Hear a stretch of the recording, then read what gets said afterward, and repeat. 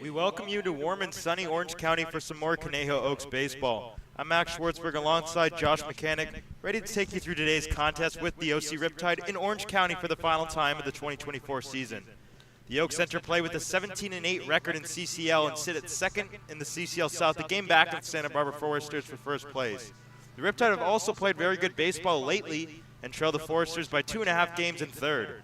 Today's game is a rematch of last Sunday's Oaks 12-5 win over the Riptide at Sparky Anderson Field at Cal Lutheran, as Colin Clark takes the hill for Conejo and Seth Spencer gets a nod for Orange County, as they did then.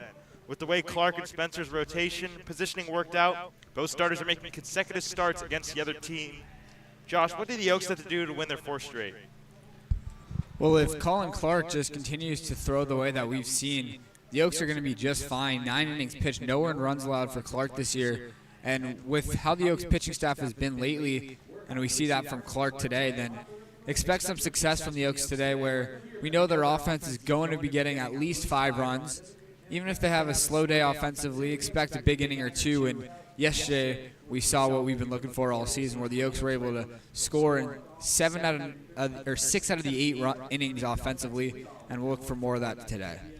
Well, the Oaks got to the Riptide starter Seth Spencer last time. He entered that game with a 2.53 ERA. The Oaks tagged him for a couple runs and now sits at 4.3 over 14 2/3 innings. Colin Clark absolutely shut down the Riptide. He struck out 9 over 4 innings, a 1-run ball, just allowed 3 hits. So a really good rematch that you would hope go a similar way as it did last time. Well, as Seth Spencer gets his warm-up pitches going, I'll take you through the Oaks starting lineup. Kai Caranto leads off. He'll be at second base with Jack Brooks in center field, batting second. Austin Carrillo, the left fielder, will bat third with Justin Rubin cleaning up in the designated hitter position.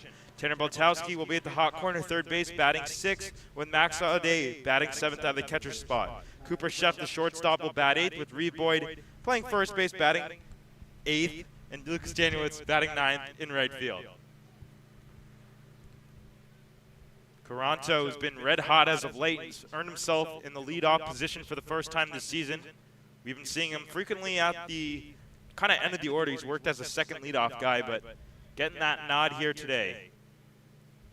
He swings and misses through another pitch, falls behind 0-2. Caranto at 293, 12 for 41, has been playing great defense as well. In the air to shallow center field, the second baseman Hackworth is out there, and he'll call basically alone and make the catch for out number 1 of the inning.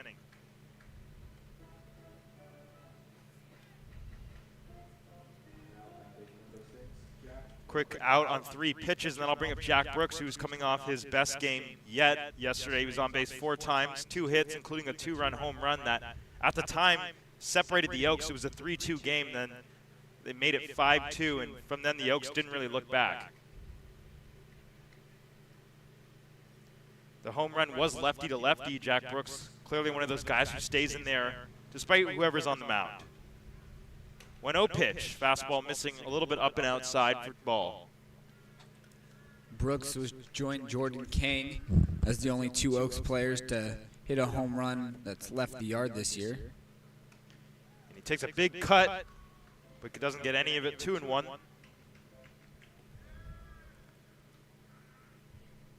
Well, Brooks still hitting just 192, but if you really compare that to how rough the first couple weeks were, he's been on fire lately. Chases a high fastball. Count will even at 2. Even with the 191 average, he does have that on base at 356. 2-2 pitch, breaking ball missing down in the dirt. It'll run full. Little lengthy plate appearance for Jack Brooks, who will be sure to report to his teammates with a good scouting report on Seth Spencer. Well, this is how the hot streak started for Jack. Just a couple of good games with long at-bats. He strikes out here, though, chases a slider, darting out of the zone. First strikeout of the day for Spencer. 2 quick outs in the inning, and it brings up Austin Carrillo. As mentioned, Brooks, as he talks to Carrillo before departing the dugout, giving him a little report, although the Oaks clearly had Seth Spencer's number just a couple of games ago. Carrillo had a bit of a rough game that game. He went 1 for 5, but his 1 hit was not against Spencer.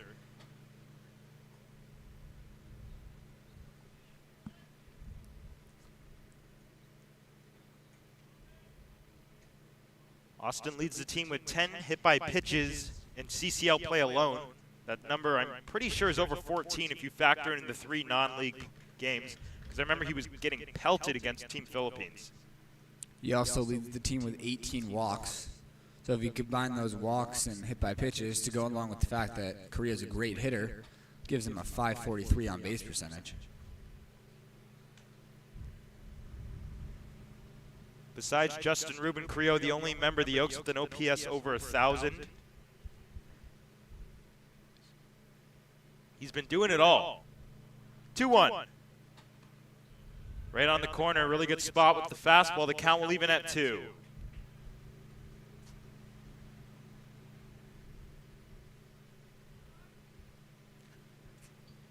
Two balls and 2 strikes to Austin Carrillo. And he slaps this one foul just behind the plate. We'll do it again.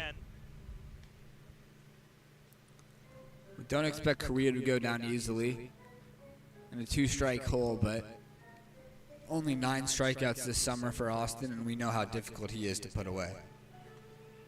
Well, the Riptide was in Santa Barbara yesterday, a tough loss to the Foresters. Their starting pitcher gave up 8 earned runs as Carrillo swings and misses at that. 2 strikeouts in the inning. The Oaks go down in order as we head to the bottom of the first in Orange County.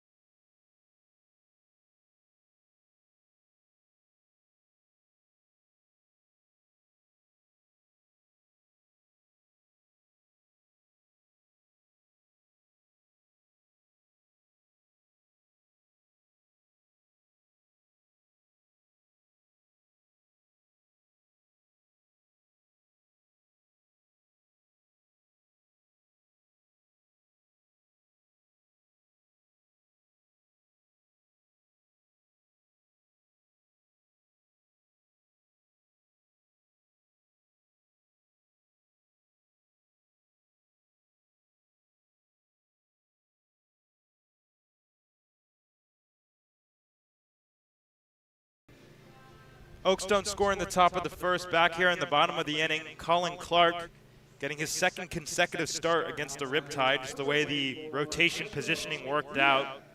As Michael Diaz, the center fielder, will lead off Orange County. Clark was absolutely dominant this past Sunday in the Oaks 12-5 win. 4 innings pitched, 3 hits allowed, 1 earned run, and 9 strikeouts. The Riptide, it seemed like they had termites in their bat, so hopefully we get a similar performance out of Clark against the OC team today. His first pitch misses in the dirt for ball 1 to the center fielder out of Grand Canyon University.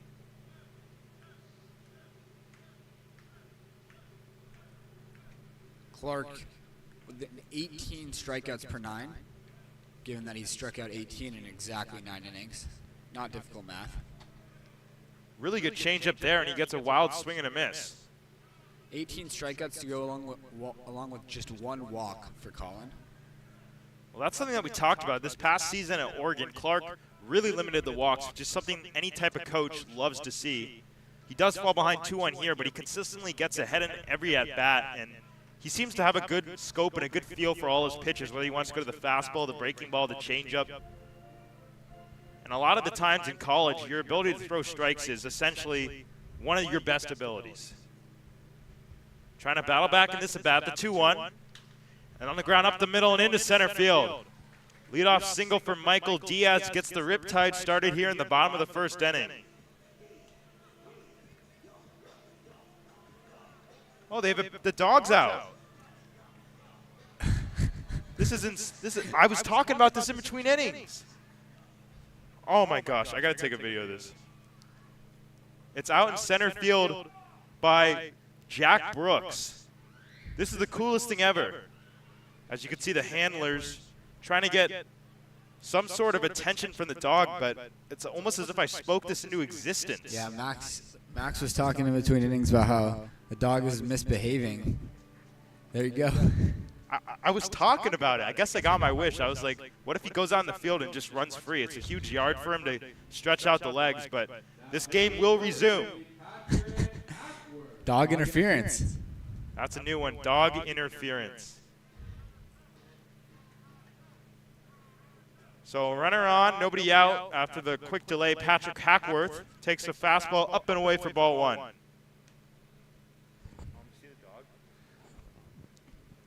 Apparently, he's a big Jack Brooks guy.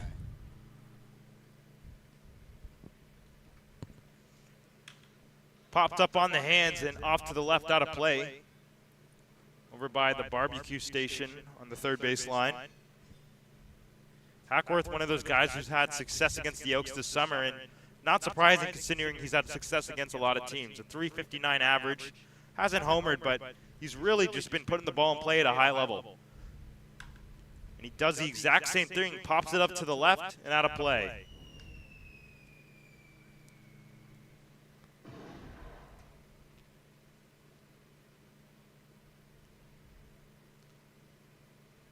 I really hope they didn't scold the dog.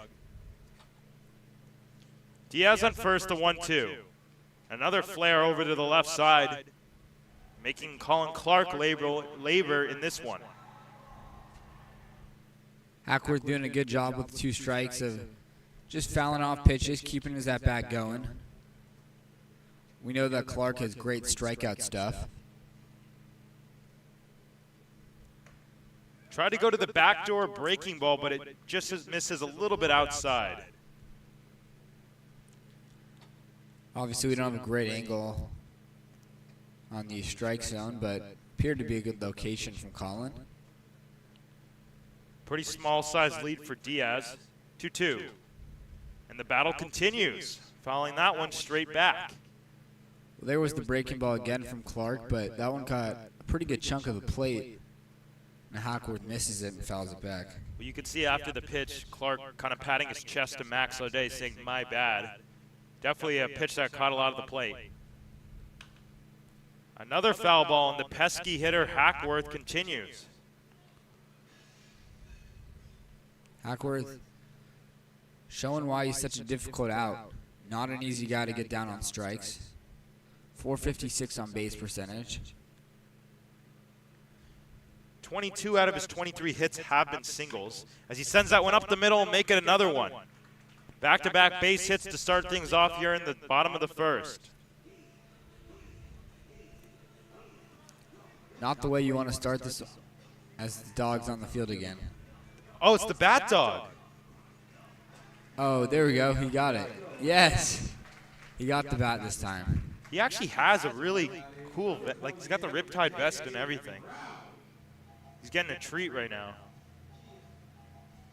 Well, when he does his job, it's very cute. Efficient. How do they train that, though? That's what I don't understand. I mean, I know it's a thing in the minor leagues. Like, I've seen it before, but kind of an interesting thing. Jake Brown, the designated hitter, with 2 on. First pitch breaking ball, catches the corner, strike 1.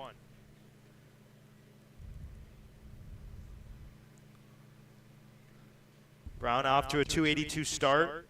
2 homers for the Riptide. He's tied for the team lead with Luke Johnson. And he pops this one, but behind the plate and out of play. Brown also leads the team in, or I should say he's right behind Rocco Gump and at-bats.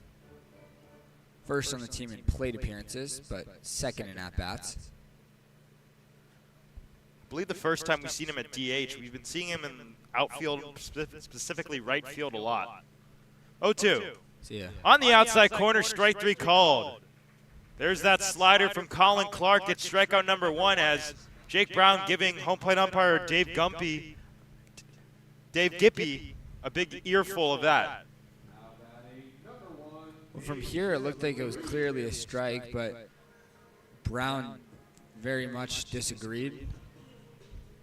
Chirping a little bit as he went back to the dugout. So this brings up Ace Reese.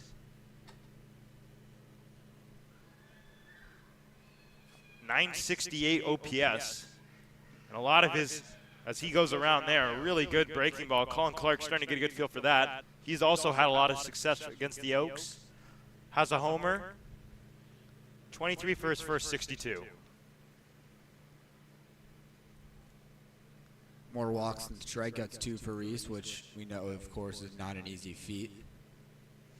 Oaks looking for a little 4.63 here, though. Fastball painted on the black, right on the outside edge, and Clark jumps ahead 0-2. Looked like that was exactly where Max Audet was set up for that pitch. He lets Clark know it's exactly where he wanted it. Diaz on second, Hackworth on first. 0-2 pitch. Misses just a little bit upstairs. Good location from Clark. Doesn't get the strike call, but he did indeed freeze Reese and potentially set up a breaking ball here. Bouncing in, and the count evens at 2. Good block by Max Audet to keep the runners where they are.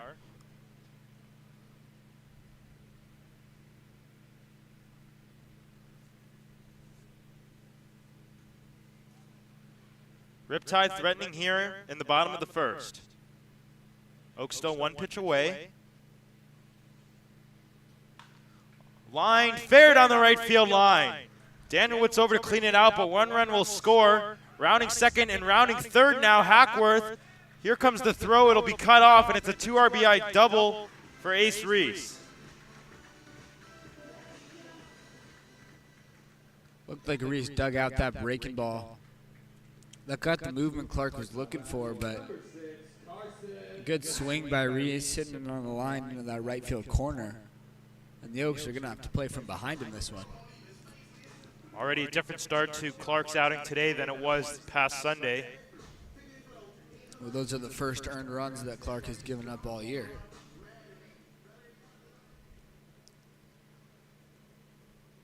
RBIs number 18 and 19 for Ace Reese, which leads the team. First pitch to Carson McIntyre, front door breaking ball right on the inside corner for a strike.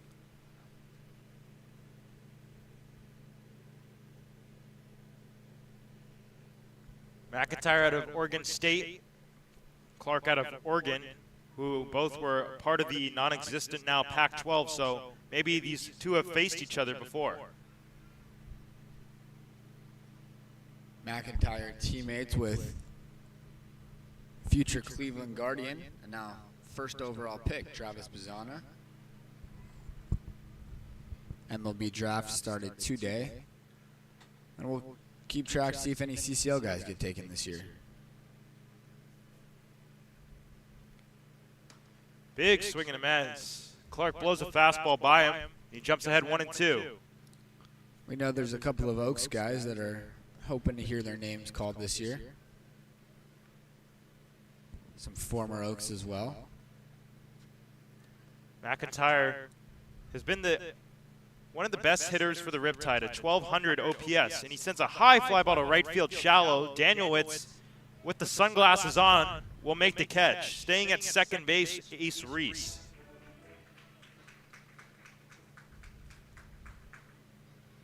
This is kind of that time when there could be some difficulty with the sun for outfield. As we know in late June, holding runners on at first base was hard for the Oaks, but different kind of environment here as we enter the middle of July.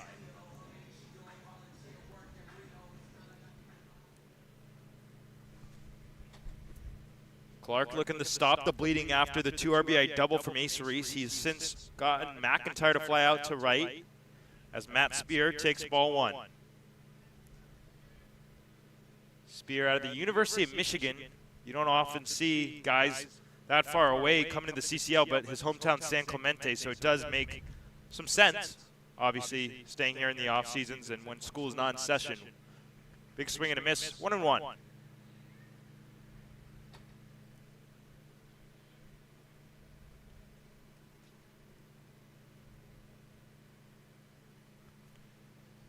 Spear hitting .389 in the first 5 games. Limited sample size. Just misses fastball, not catching the zone apparently. 2-1.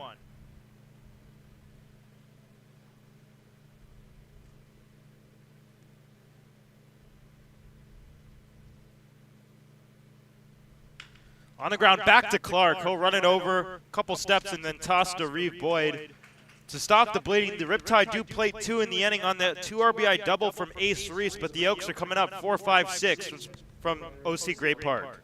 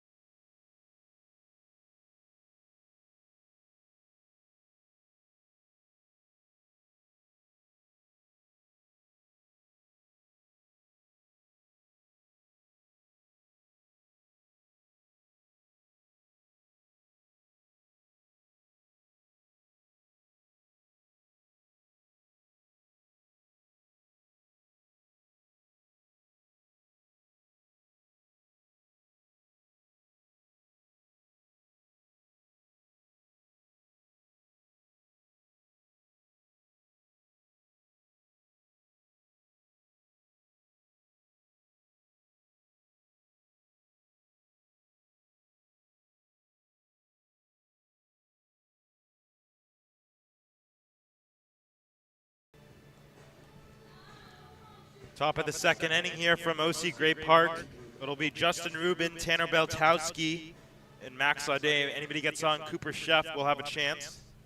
The Oaks they're not used to it, but they are playing from behind right now. They've been jumping ahead of their opponents pretty frequently, but a 2 spot in the bottom of the first inning after they went scoreless in the top half. They find themselves behind as we head to the second. Justin Rubin, who is still as hot as ever, takes a strike on the inside corner, 1-1.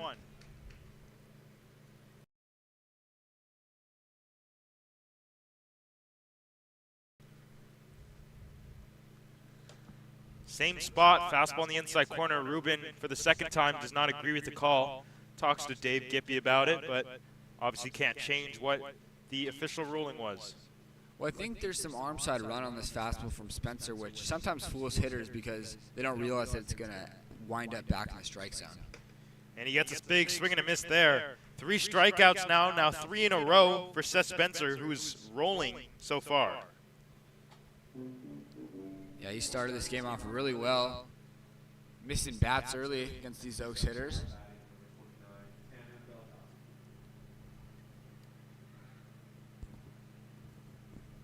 So now Tanner Beltowski will get his first look today at Spencer. Beltowski started off the year red hot, but has since cooled down, but still sporting a nice .388 on-base percentage. In their first strike, the count evens at 1. Well, it feels like that's the case with a lot of these Oaks hitters. Some of them who might not have the best batting average have still been able to get on base and have good on-base percentages. Beltowski lost one in the shallow left center field. Reese coming on, and he'll not get there. It drops in for a base hit. First hit of the day, and first base runner to reach for the Oaks saw Seth Spencer. Well, Reese got fooled on that one as he took a couple steps back before realizing it was off the end of the bat and needed to come in to make that play. But After his first few steps, he had no chance to catch that ball.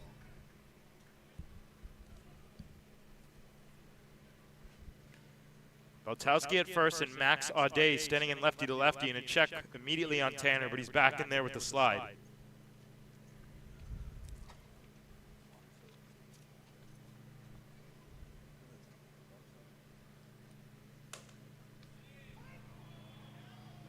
Strike called. Max Audet cannot believe it.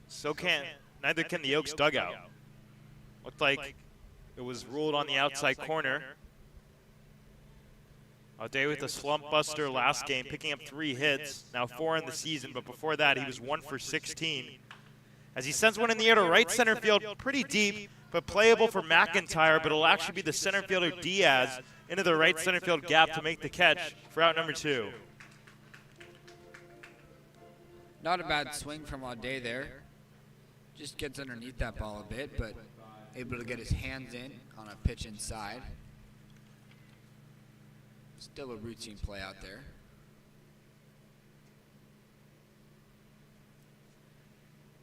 Boltowski still at first. Cooper Chef, 264 average, and hitting out of the 7th spot today. Chef has seen his average drop a little bit over the last week or so. Was hitting well over 300, but is in a bit of a slump right now. Fastball straightens him up, inside for a ball.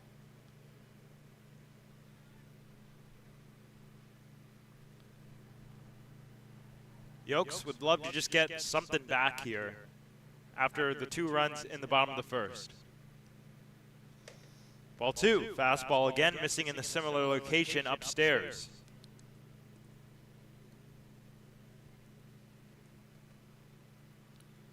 When you're in a slump, it's always great to get ahead of the count offensively. Boyd now in a 2-0 hitters count. Or sorry, Chef now in a 2-0 hitters count. Look for something to drive right now. Takes a fastball riding on the inside corner for a strike, 2-1. Well, walks, we haven't seen it today, but have been a real issue for Spencer. 13 and 14 and 2/3 this summer, and 8 walks per 9. That obviously will not stay there the whole year, but it does mean he's had some command issues. And Chef ropes this one to right field, but straight at McIntyre, and he's there to retire Cooper Chef on a line drive tough out. The Oaks don't score, they leave Boltowski at first. We head to the bottom of the 2nd from OC Great Park.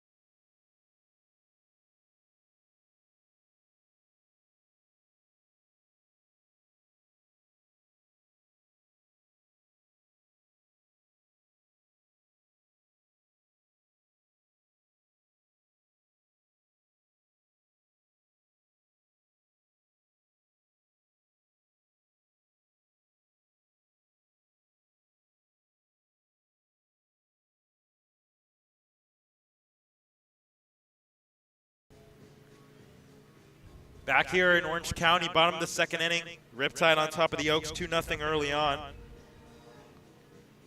Jack Hammond going to lead it off. It'll be 7, 8, 9, so the bottom 3 of the order for Colin Clark.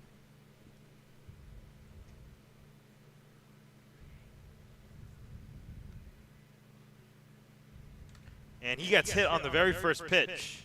Riding and siding. Not really what Colin Clark wanted to do there. Not intentional, of course.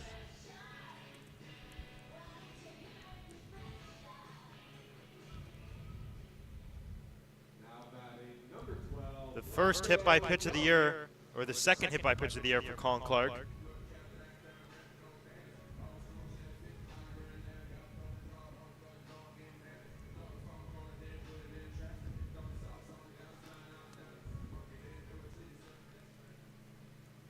Brings up Rocco Gump, who has cooled off since his very hot start to the season. Still hitting .274, but as he grounds this one slowly to second, Caranto goes to second for one. Chef's throw to first. Not in time. Wasn't hit too hard, and Gump legs it out for the fielder's choice. Yeah, ball wasn't hit hard enough for the Oaks to turn 2 on. Good hands by Caranto to make sure that they got the out at second base.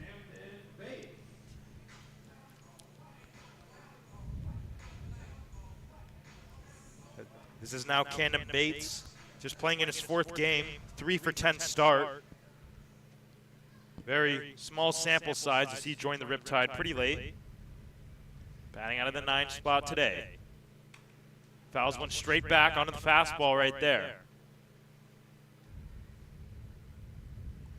Well, clearly, Colin Clark attacking this bottom of the order with challenge pitches in the zone to start him off in their at-bats as top of the order Michael Diaz waits on deck.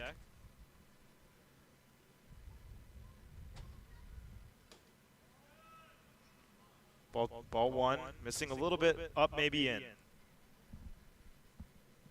Looked like a pretty good location from Clark.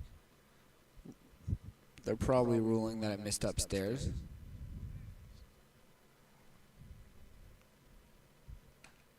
That's definitely a strike. Good breaking ball right in the zone. So Clark jumps ahead 1 and 2.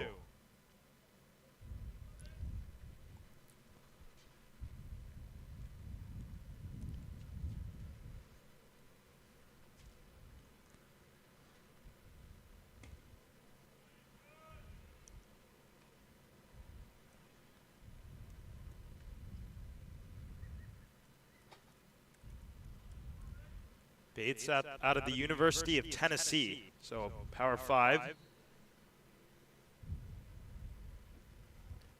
2-2 pitch. Misses way up and in. The count will run full.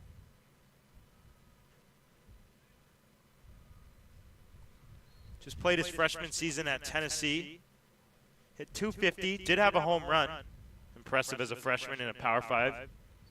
We'll see if Hammond runs on 3 and 2. He is not, and the pitch misses upstairs. A rare walk from Colin Clark.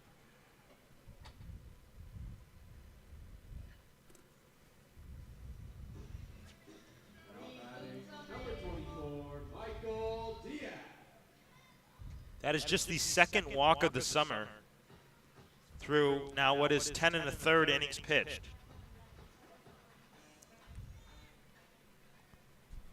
Michael Diaz from the top of the order started off this game with a single. And has a big opportunity here with 2 on and 1 out in the inning. First pitch fastball misses. Looked pretty good from here, but clearly we don't have a great angle.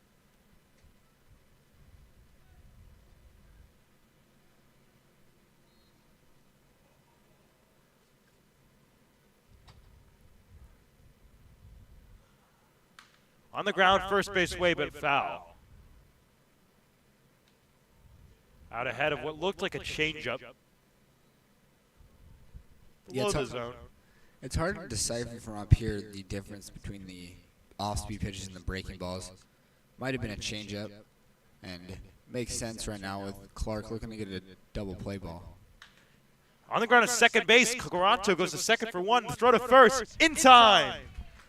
A kind of a crazy hop as that ball hit the cut of the grass and stayed down. But the Oaks get out of the inning with a huge 4-6-3 DP. We head to the top of the 3rd, 2-0 from Orange County.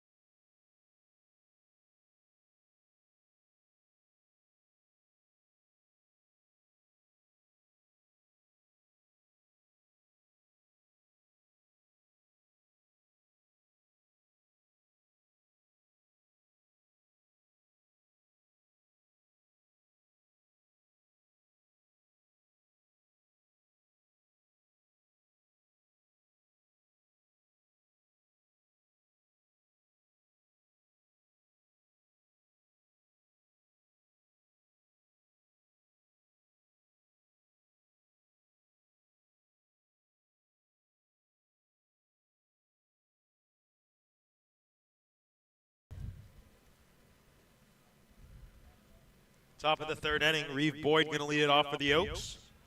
In first base, at first base, starting there for the first time this season. 8-9-1. You know, when we were looking over the lineup this morning, or this afternoon, I should say, I saw 3 next to Reeve Boyd's name. Is that written wrong? But then I looked out, saw him taking some ground balls on first base. Strike in there, 1-1. We've seen a Boyd at, I believe, at both third and shortstop, and now at the hot corner at first. On the ground, through the left side into the left field. Ringing single to start the Oaks off here in the third.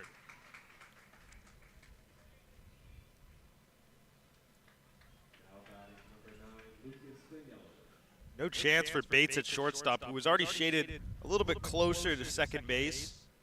Not in double play depth, but kind of the right exact spot, and Boyd hit it pretty hard too.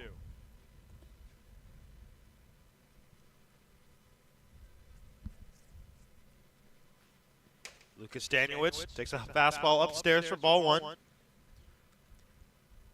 9 for his first 38 this summer. 354 on base for Danielewicz. Tying run out all of a sudden at the plate for the Oaks here in the third. Bouncing in, and that's going to get away into second base. Boyd will take a big round. That's most certainly going to be a wild pitch. Well in front of the plate. Spear tried to pick it, but not much he could do.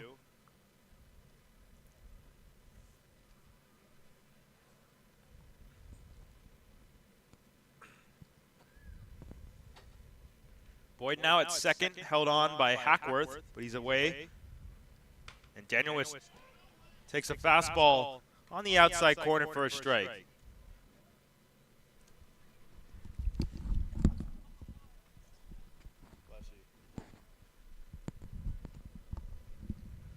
Two-one pitch. Almost hits him, has to get the shins out of the way. And the count swings in Danielowicz's favor even further, 3-1.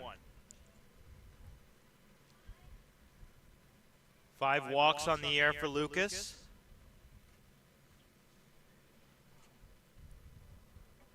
As the top of the order, Kai Caranto waits on deck.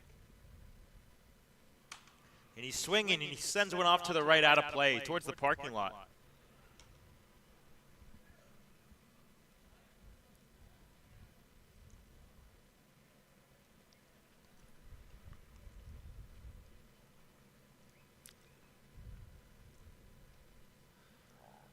Full count to Lucas Danielewicz with Reeve Boyd on second base. And Danielewicz in the air to right field, shallow. McIntyre started back, now he's coming in, he'll make the catch. Boyd will stay at second base. 1 out in the inning. It's the second time today we've seen a Riptide outfielder take a few steps back before realizing they have to come in, but still an easy play out there for McIntyre. Now back to the top, Kai Caranto, who popped out to Hackworth at second base to start the game. Getting his second look at Seth Spencer. And he takes a strike on the inside edge. Kai did not agree, shaking his head a little bit. Some frustration coming out of the Oaks dugout as well. They were frustrated in some calls earlier in the game.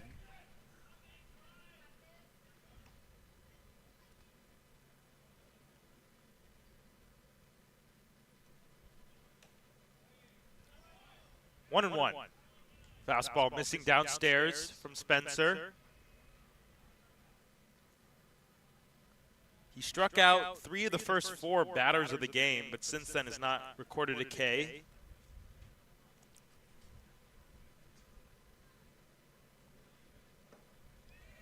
And he falls behind here, 2-1 to Kai Caranto on a breaking ball missing down and in.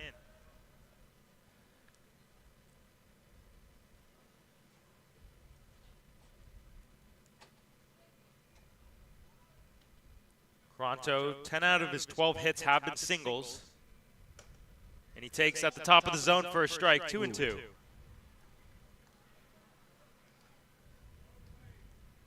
can see some chirping coming from the Oaks dugout.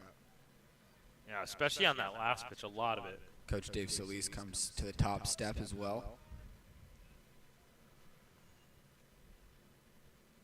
Lined out towards left center field. Diaz coming on. He's not going to get there. Boyd is rounding third. He's going to score as Caranto's testing the arm. He's going to second with the RBI double. Kai Caranto plates Reed Boyd and cuts the Riptide lead in half. Caranto stays hot. Just a great piece of hitting. Hitting that ball into the left center field gap. And for a guy who hasn't gotten too many extra base hits this summer, picks up one right there. Kai's got his average up to 293 coming into play today. Good slide as well to the inside part of the base, making sure he's in there safely. Really good slide. Agree.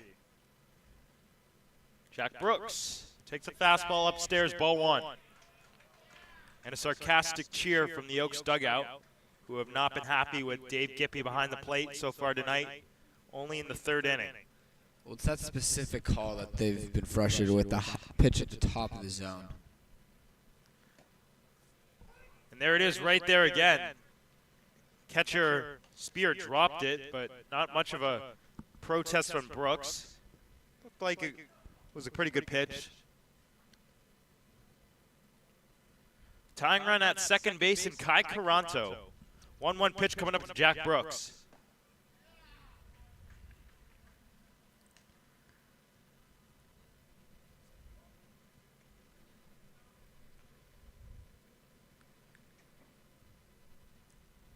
Brooks, first strikeout victim of Seth Spencer's back in the first inning. And he takes a fastball, catching the inside edge, 2-2. It's a good spot from Spencer. Dotting that pitch on the inside corner. We haven't seen him go to the inside corner much with lefties. We've seen that a lot with righties, but kind of the first of many, it looks like, as Brooks just gets a piece and sends one out behind the screen.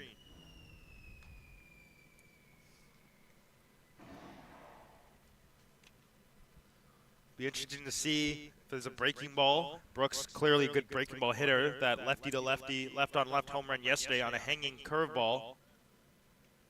And hooked it out to right field. And he goes around there. It gets away. Let's see if he'll leg this one out, and he will. Kai Caranto moves up to third base. It is a strikeout, but moving up to first as if nothing happened is Jack Brooks. With Brooks' speed, not even an attempt from Spear, the catcher. The second that ball got away, everyone in the ballpark knew that Jack was going to be safe. And this will prompt a mound visit. Not necessarily action, but a guy kind of walking around and stretching, it looks like, in the Riptide bullpen. But now Spencer going to have to face the heart of the Oaks lineup. Austin Carrillo, Justin Rubin, and Tanner Beltowski. Still one out in the inning, and the double play is a possibility here.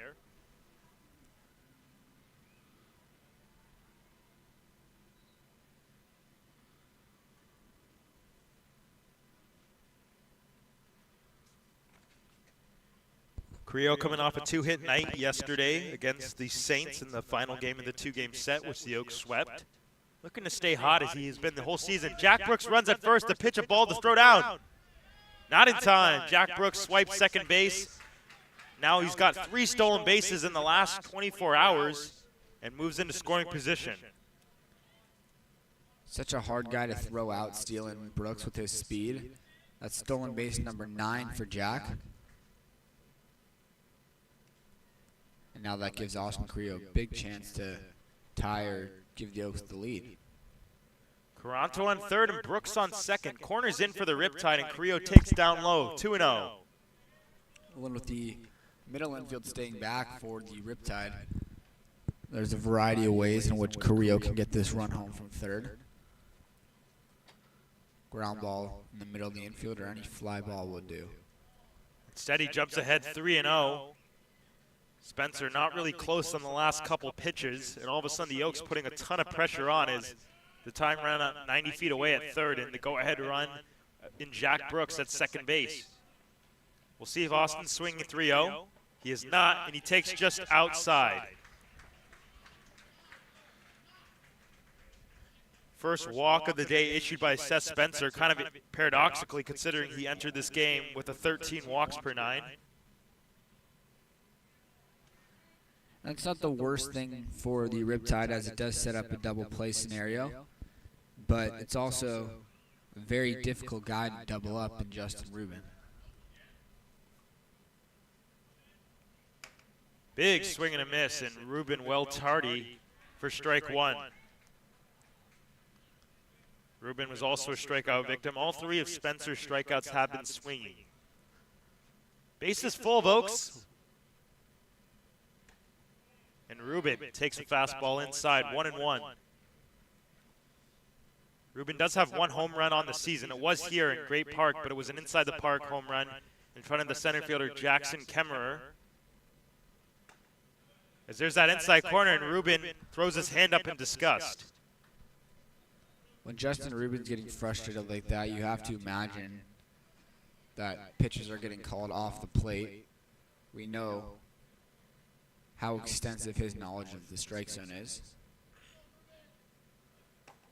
That's definitely a ball missing downstairs, 2-2. Rubin, one of those guys, one of many in the Elks with more walks than strikeouts, 11 walks to 8 punch-outs, a 5.07 on base. Got here about a week and a half late, but has basically been an everyday guy ever since. And he works the count full, 3-2.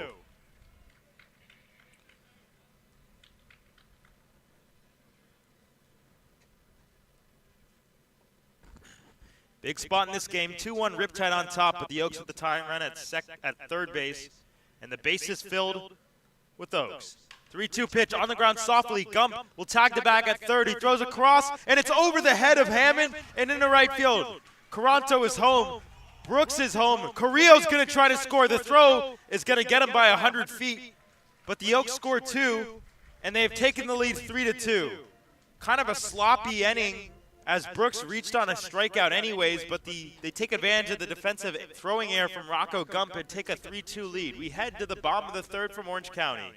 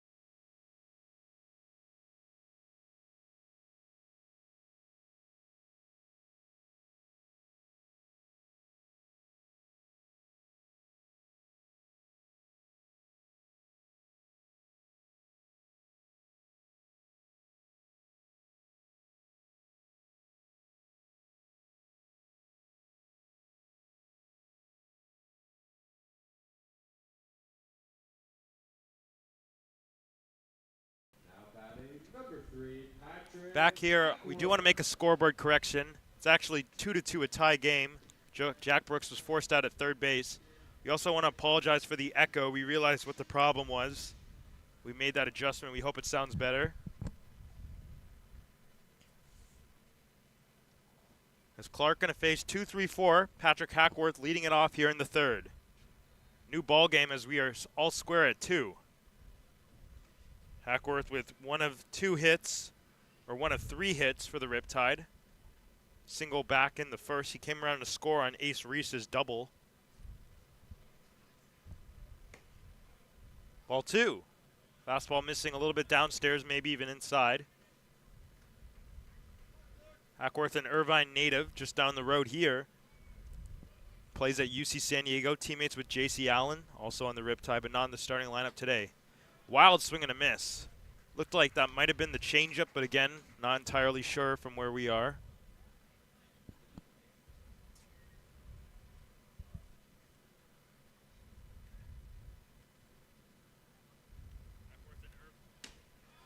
That just misses. Oaks dugout not happy with the call, but it looked like it might have been a little in. Of course, we don't have TrackMan here as we are in an away game.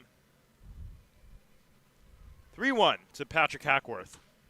On the ground, into the Oaks dugout. First base way, of course, visitors housed on the first base line here in Orange County.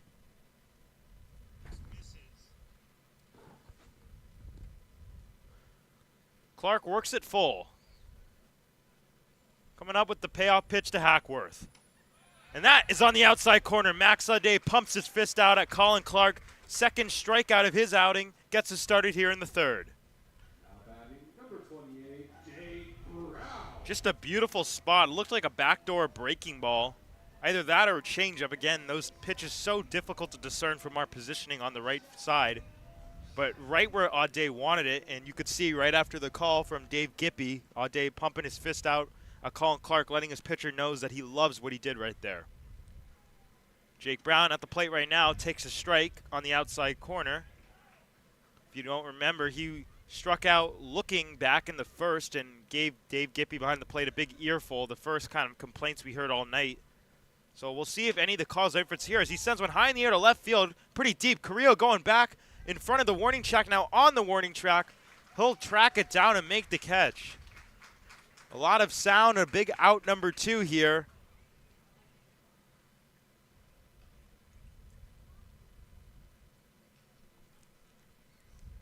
That one just kept carrying and carrying. I thought it was hit decently well off the bat, but I didn't expect it to go that far as the bat dog isn't getting the bat. Max Audet is telling it to grab it, and now it decides it doesn't want to.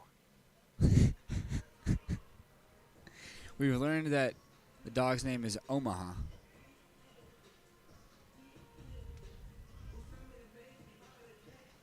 Omaha's about 1 for 3 today. I mean, it is a Hall of Fame average, but not for bat dogs. He's gotten a couple. Well, I think him running on the field has to count for negative points. Stop being so mean. No, I like dogs. On the ground, first base way. Boyd is there. He'll take it himself for out number 3. Good scoreless inning from Colin Clark. We head to the top of the 4th, all square at 2.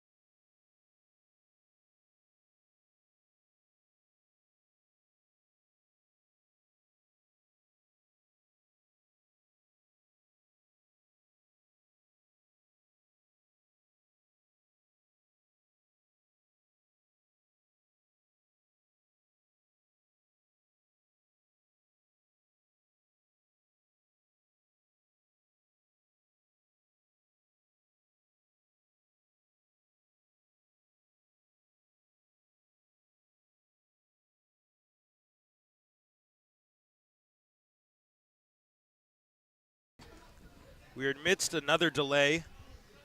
On-field entertainment.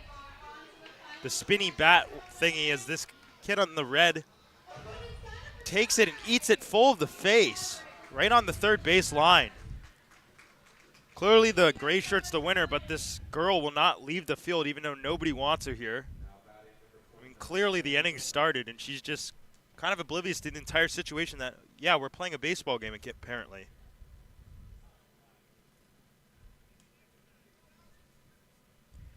Tanner Beltowski leading it off for the Oaks, 5-6-7. Beltowski all day. Cooper Chef.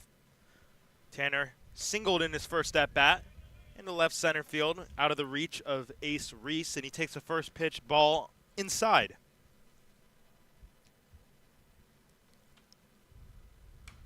Big swing and a foul tip right back.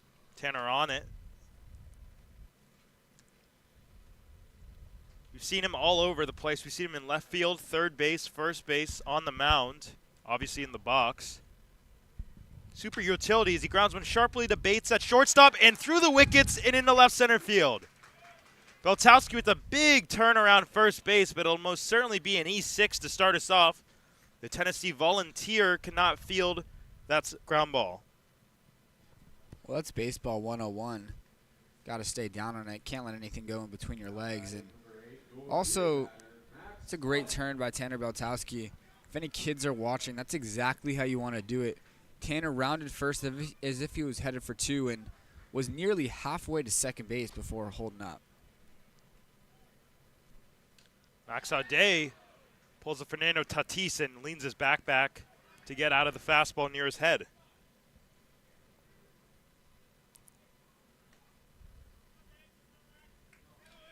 Some speed on first base and Tanner Beltowski, and a check on him, but he's back with a couple steps standing.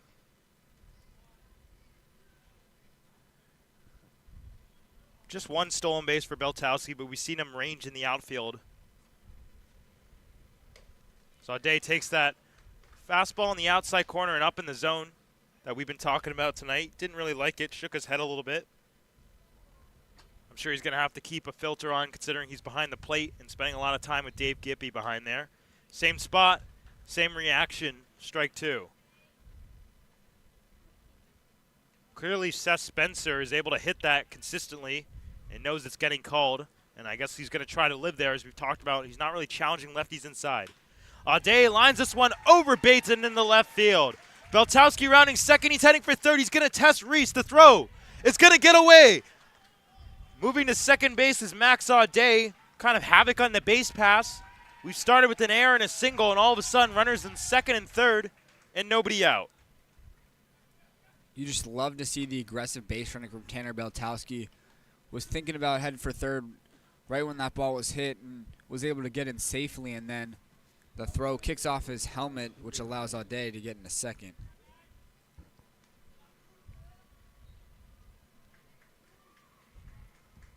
And this will prompt another mound visit. There is some action in the Riptide bullpen, it looks like. I'm not sure if they're going to pull Seth Spencer. But the entire infield coming in to have a discussion. I would guess this most certainly being a scouting report. No, he will be departing. Seth Spencer's day is done after 3+ here in the fourth inning. We got a pitching change from Orange County Great Park. Second and third, nobody out for the Oaks.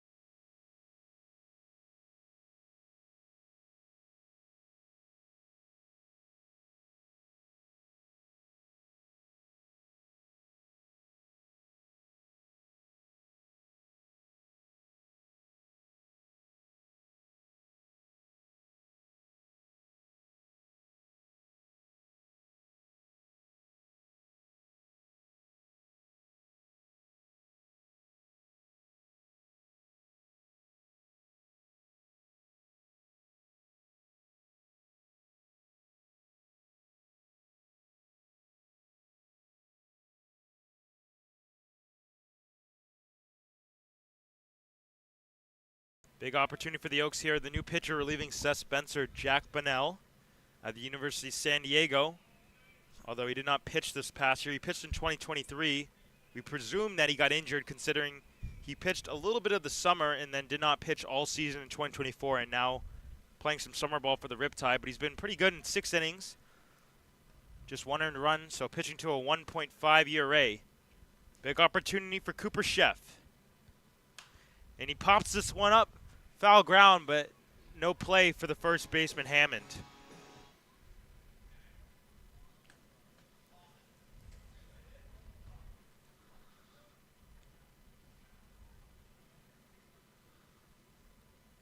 Tanner Beltowski at third, Max Audet on second. The Oaks trying to take their first lead of the evening with Sheff at the plate. And he gets this one off the hands and over the screen. Decently close to us. But Jack Bunnell quickly jumping ahead of Sheff, 0-2. 9 strikeouts in his 6 innings for the Riptide this summer, so he's definitely got some nasty swing and miss stuff. Well, needs a strikeout right here to keep this game tied. And Sheff might have gone around. They're going to check. No. Cooper Sheff might have caught in a break. This is one of the only, our positioning, that's kind of one of the only areas in calls that we might actually have an advantage of without being behind like in a press box like back home in Thousand Oaks. But nonetheless, ball 1. On the ground, sharply, Bunnell has it. He checks Beltowski at third, and 2 really unlucky outs for Cooper Sheff in this game. He lined out to right in his first at-bat, and he ropes one right back to the pitcher for the 1-3 put-out. Runners stay where they are. Yeah, that was unlucky. Hit very hard, and good disciplined base running at third base by Tanner Beltowski. He looked like he was ready to break for the plate, expecting that to get past the pitcher, but once the ball was fielded, he did a nice job of shutting it down. So this brings up Reeve Boyd, who singled in his first at-bat. Boyd entering at a 276 for the Oaks. The Riptide with 1 out will bring their infield in as Boyd takes a fastball upstairs for ball 1.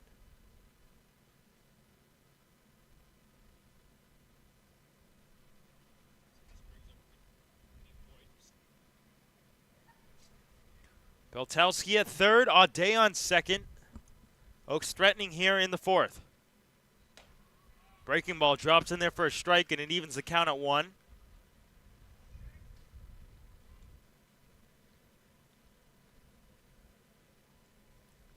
Outfield pretty much straight away.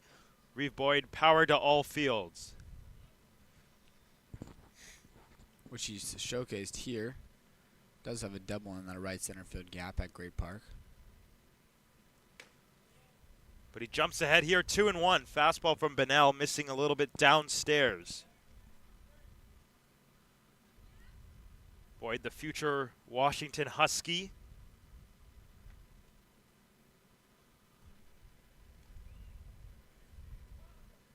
Time is called. Reeve Boyd, after the long wait in between pitches, wanting to step out, take a breath and get back in there. Lucas Danielewicz waits on deck for the Oaks. 2 in scoring position for Boyd. And he takes one on the outside corner. And Boyd could not believe it. Of course, we're not right behind the plate, but even from here, it looked to be a little bit outside. Well, because you could just see the catcher, Matt Spear, reach across his body to make that catch. And this changes the entire at-bat. 3-1 versus 2-2. The batting average points are like 190 points separated. And he chops this one sharply over but no, he makes the play. Bates tosses to first. An incredible play. The run does score in the back door. Beltowski crosses. Wow. It's now 3-2, but wow, a ranging play on the high chopper. That looks like it was ticketed for center field with how the Riptide defense was in. Yeah, it definitely looked like it was going to be a single up the middle and a 2 RBI, but heck of a play by Bates out there. Even when he reached up for that, I didn't think he stuck it in the glove, but he was able to make an accurate throw too. You always run that risk with your infield in, either bloops or choppers just like that. But able to turn the narrative at shortstop is Bates, making up for that error that started this inning from Tanner Beltowski. Danowitz flares this one, but foul to the right off out of play.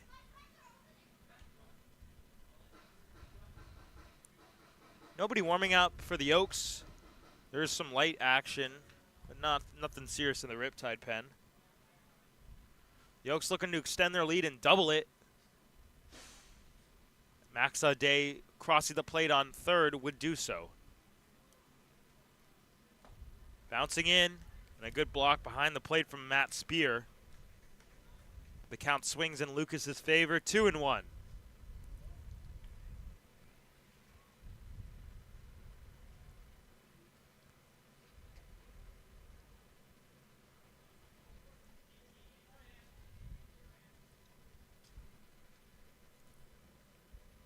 The Oaks with the lead for the first time tonight, 3-2. And Danowitz off the hands into right center field, shallow, but McIntyre is there to make the catch. The Oaks do plate one, and they take the lead 3-2 from Orange County as we head to the bottom of the fourth.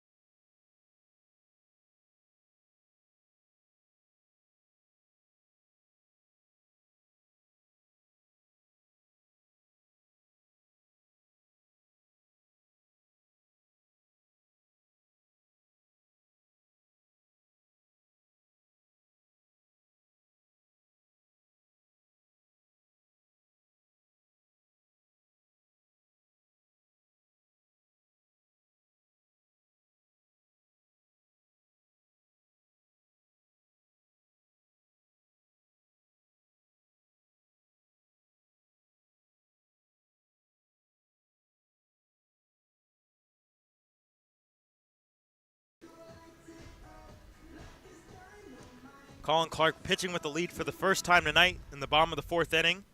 Now batting number 6, Carson McIntyre. It'll be 5, 6, 7. Carson McIntyre, Matt Spear, Jack Hammond. And when he gets on, Rocco Gump will have a chance here in the bottom half of the fourth.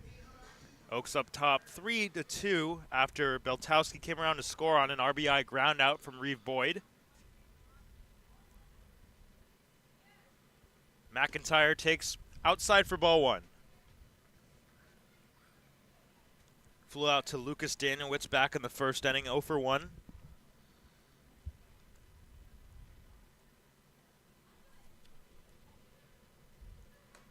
He has to get the bat head out of the way, missing upstairs and in, 2-0.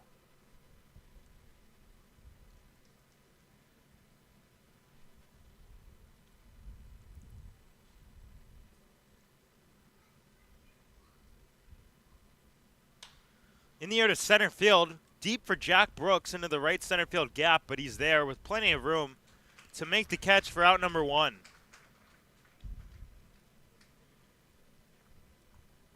Now batting number 29, Matt Spear. That's what you like to see if you're the Oaks. Clark falls behind 2-0, but then an aggressive swing, and he's not forced to throw any extra pitches, getting a 2-0 flyout. Matt Spear, the backstop out of San Jose State, where he hit 9 bombs this past season. in his junior or senior campaign, I should say. He takes a strike on the outside edge.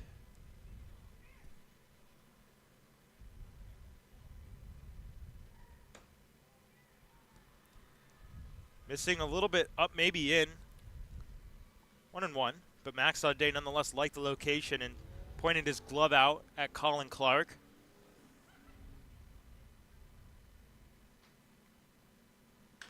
On the ground to first base, Reeve Boyd, big pick, but it's off his glove. He recovers, no, and it's not in time.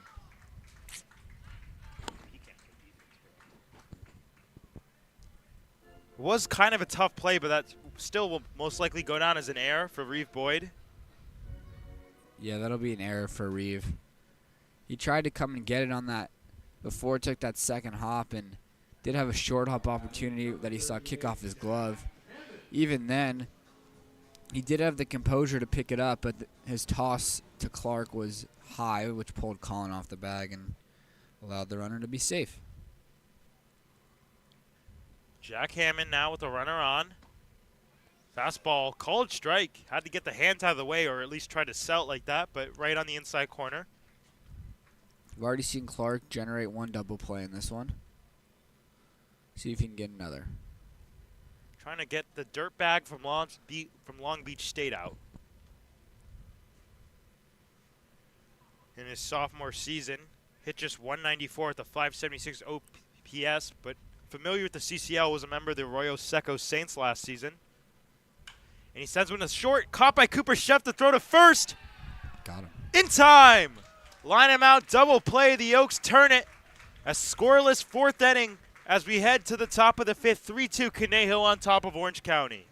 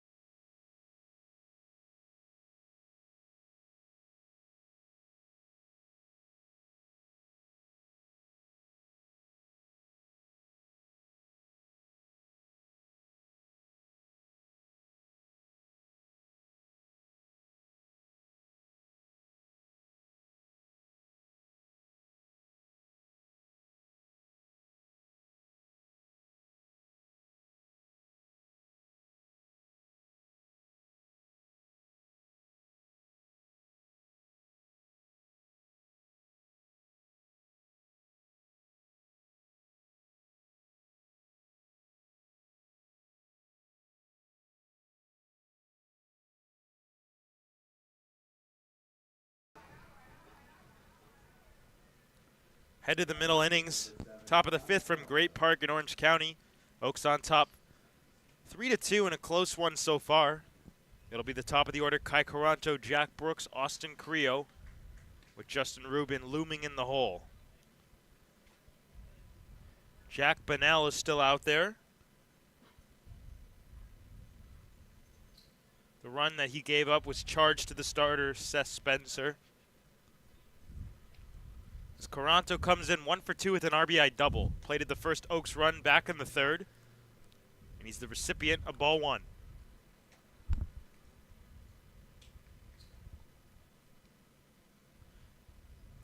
Might have been a cross-up as Spears heading back out to the mound to talk things over. That's what I would assume.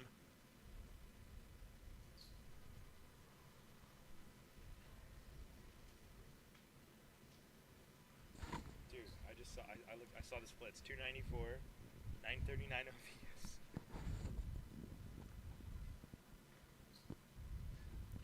Mound visit has concluded. Kai Caranto now ahead 1-0.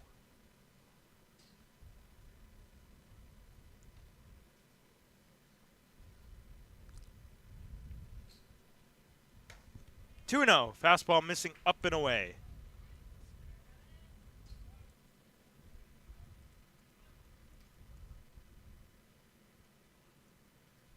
Caranto hit .330 this past year in his freshman campaign at Cal Lutheran. And he's taking strike 1 on the outside corner, 2-1.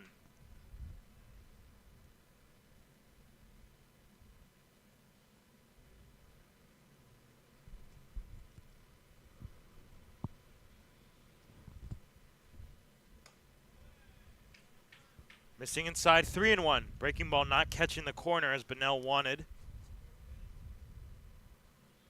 Caranto picked it up his third extra base hit of the summer back in the third on that RBI double, which plated Reeve Boyd for the Oaks' first run. And a 3-1 and a big swing and a send back to the screen. You like to see the aggressiveness from Caranto. A big 3-1 swing. He just missed it, fouling it straight back.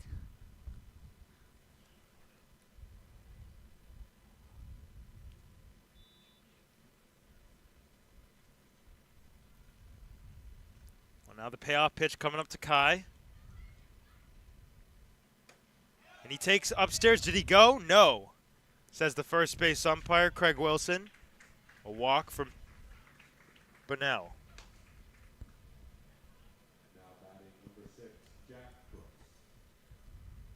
So now Jack Brooks 0 for 2 with 2 strikeouts, although he did reach and stole a base. Dropped third strike and was able to use his speed to get in scoring position for the Oaks. Facing a righty for the first time since the early innings yesterday against Arroyo Seco back at Sparky Anderson Field in Thousand Oaks. Fastball on the outside corner for a strike.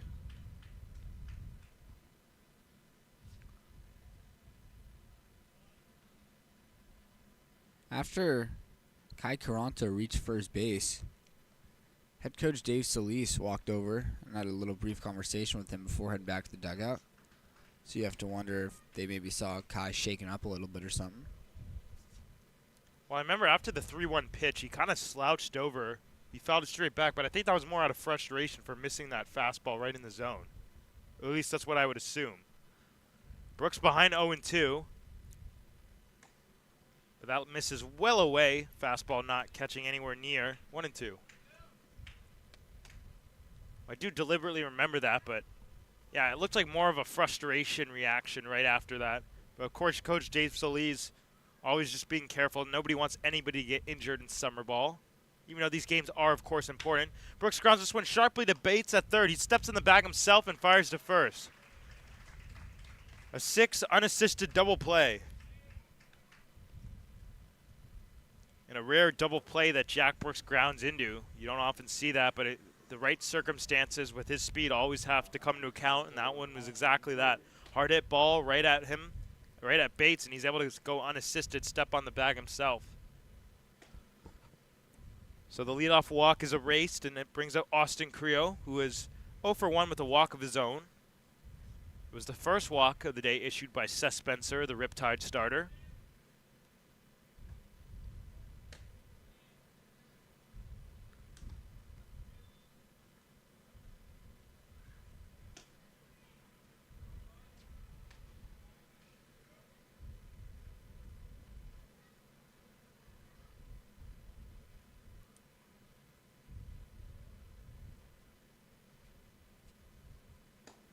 Two 2-0.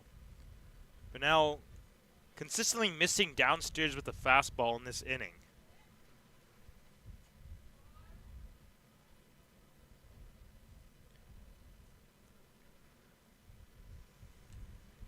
Carrillo riding a 5-game hitting streak. But on the line here is still hasn't recorded a hit, but plenty of at-bats to go. Only in the 5th inning of this one.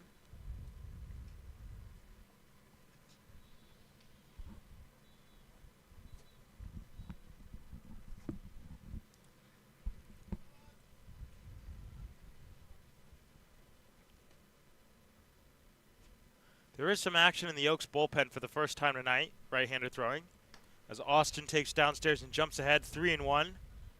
It looks like Ty Walton. Ty always stands out. Got a different delivery. Big number 28 down in the Oaks pen. Nobody throwing in the Riptide pen. As the 3-1 catches the corner, Carrillo shakes his head a little bit in disagreement, and the count runs full. There is some guys stretching, though, down for OC.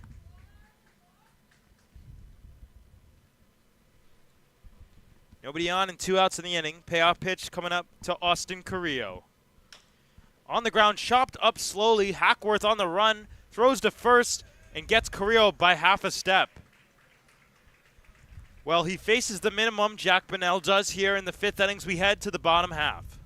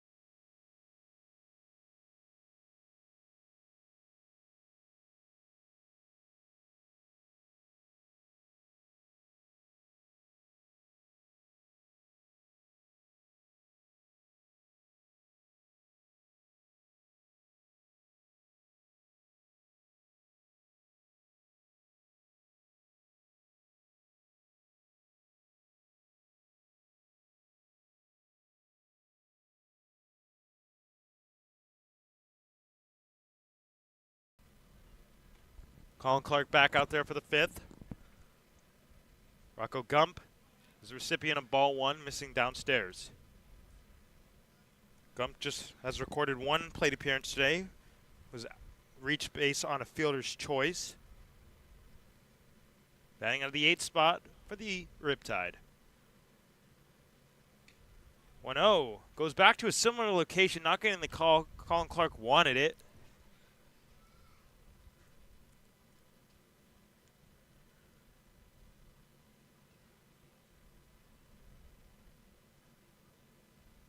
Gump hit .285 at Northwestern State this past season, and he takes a fastball right on the outside black, 2-1. Colin Clark, kind of a lot of what we've seen. Only 1 walk today, not surprising considering he's arguably got the best command on the Oaks pitching staff. Always around the strike zone. Nubs this one to the Riptide on deck circle, where Camden Bates waits on in the 9th spot.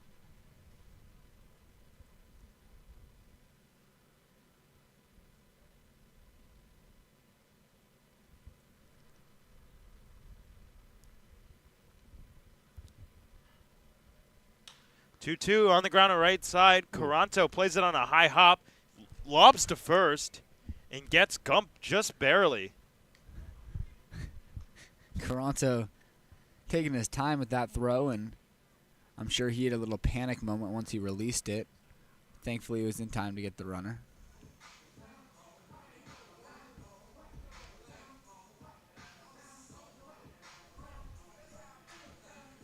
Now batting number 15, Camden Bates. Camden Bates now, who walked the sole walk issued by Clark, getting his second look at Colin.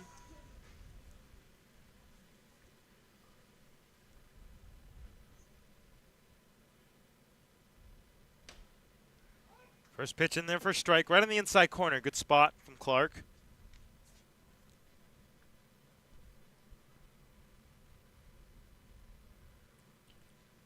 Very limited playing time at Tennessee in his freshman season, but as we mentioned, did have a home run and 9 at-bats recorded. Gets the face out of way of a fastball riding up and in, and jumps ahead 2-1. Top of the order, Michael Diaz waits on deck. Caranto shaded just to the second base side, but a big gap as this fouled right over our heads and into the parking lot.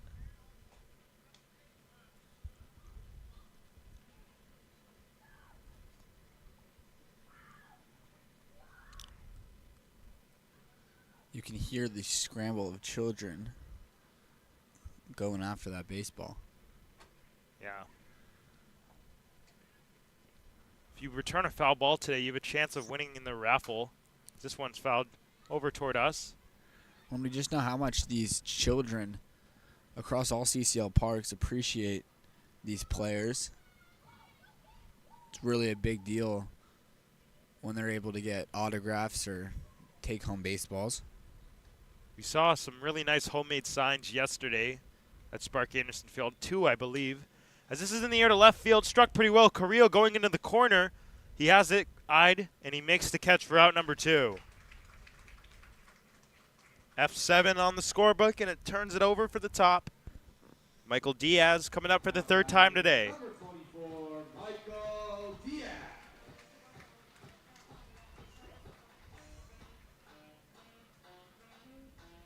Great job by Omaha, the Bat Dog.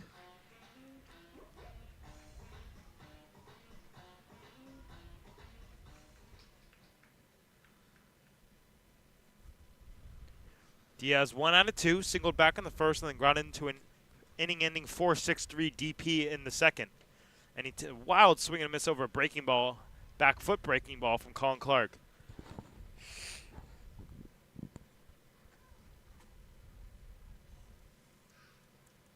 Diaz was teammates with now former Oak Marcus Galvan at GCU. On the ground to the right side, Kai Caranto is there. He'll throw it again, kind of lofty to first, but in plenty of time to retire the side for out number 3. Nice little 1-2-3 inning for Colin Clark, who's through 5 innings of 2 earned run baseball. His day might be done, but he did an excellent job nonetheless. We head to the top of the 6th inning from Orange County.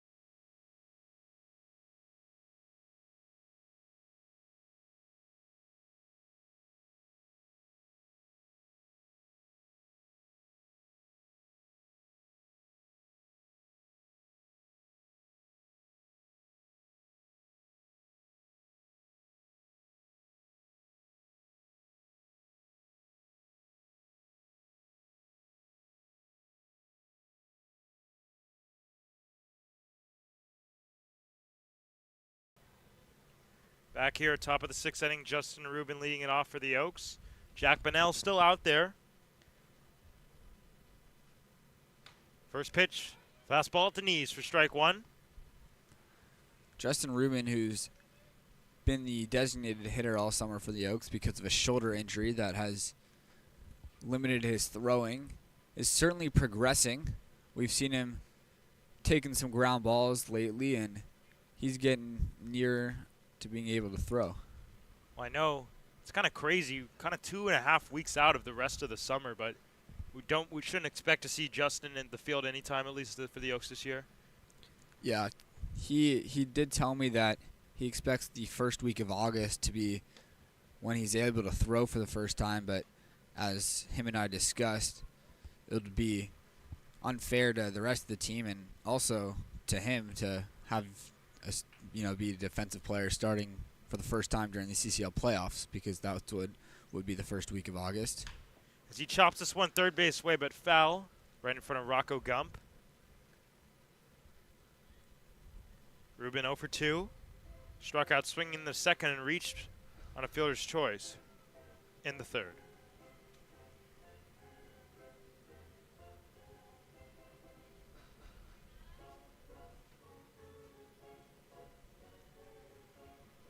Rubin out of Pepperdine, up the road a little bit. Beautiful campus. Took the words right out of my mouth. 2-2 pitch, just misses up and in. 3-2.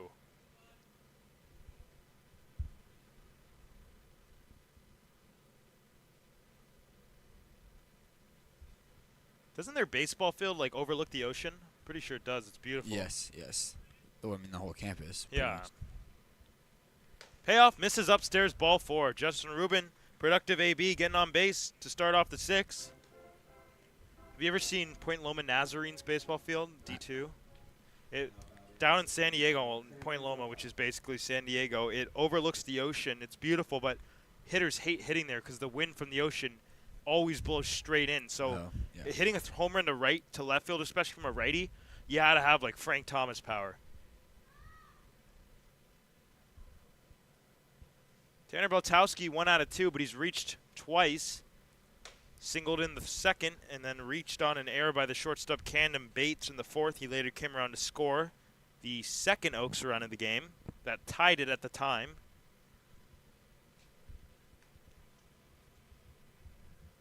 Rubin, top 3 in the team in stolen bases. 1-0 pitch, catches the corner for a strike. Good fastball from Bonnell, 1-1. Yeah, Justin trailing just Jack Brooks and Tommy Kenlinger in stolen bases with his 7.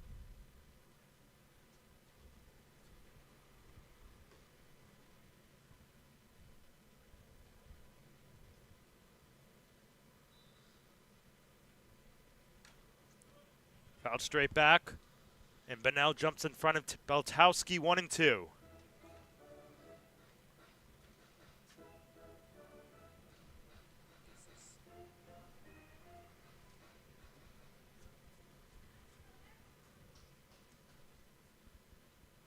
Justin Rubin on first base. The Oaks looking to get some more insurance runs here as we get deeper into the middle innings. 1-2 nubbed out to the plate and into the on-deck circle where Max Audet waits on.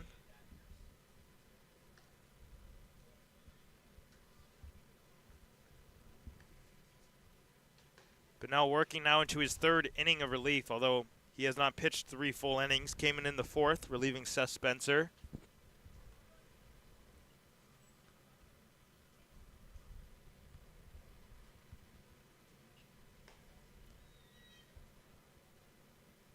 Beltowski on the ground, up the middle, second baseman Hackworth there, and it goes past him into center field. Justin Rubin just keeps on running to 3rd. Runners at the corners and nobody out for the Oaks. Looked like it was going to be a double play ball.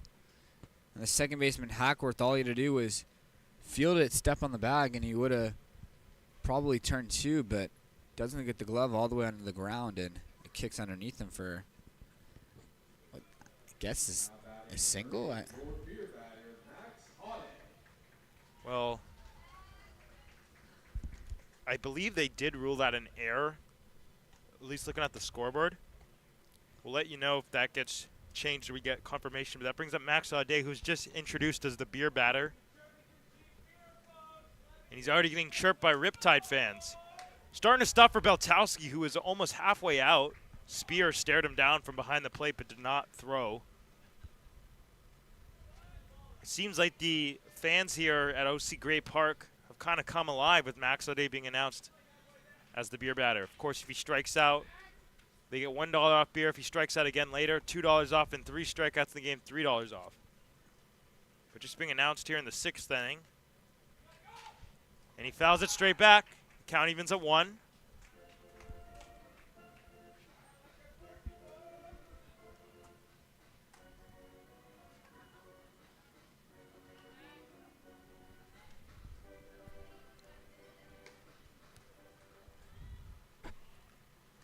Rubin at third, Beltowski at first. The Oaks threatening here and looking for some insurance in the 6th. On top, over the Riptide, 3-2. But a good opportunity with nobody outs and runners at the corners. Downstairs, really good tape from Audet, watching it all the way.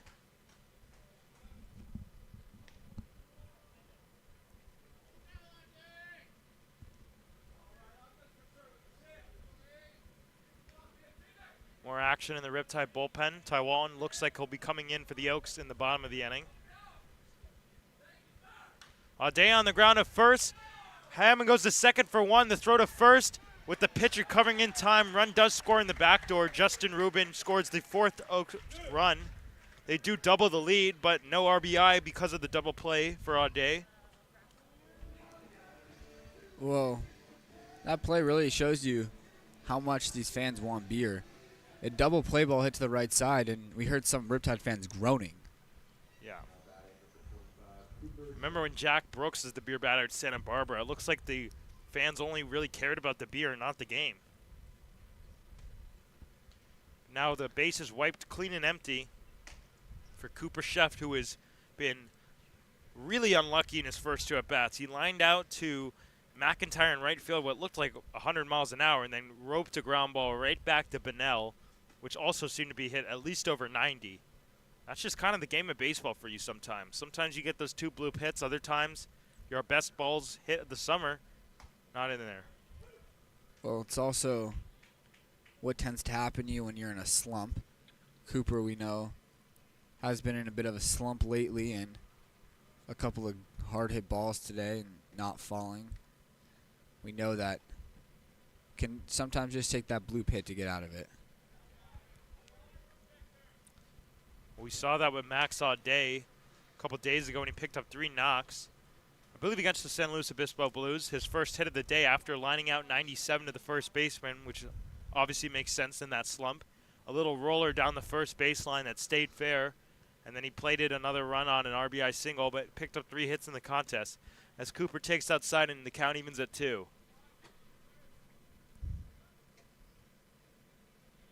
Really nice night temperature-wise here, mid-July. Kind of crazy. We're already at July 14th. The Oaks playoffs are coming up in 2.5 weeks. Swing and a miss, and Chef strikes out. First strikeout of the day for Jack Bunnell. We head to the bottom of the 6th inning with looks like Ty Walton coming in. 4-2 Oaks.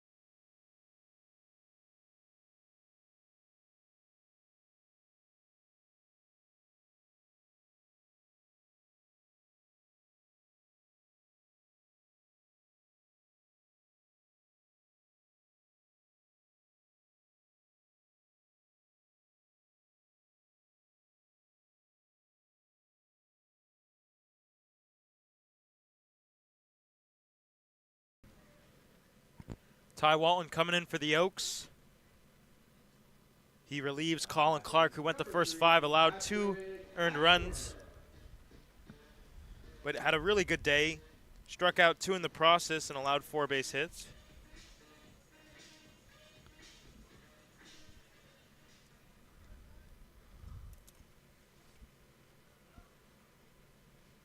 Hackworth leading it off. The 2-hitter takes ball 1 from Ty, who's coming off an excellent 1-2-3 outing against the San Luis Obispo Blues the other day.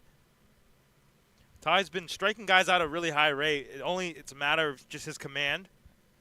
13.5 strikeouts per 9, but a 7.9 walks per 9. Obviously a very small sample size, 8 innings.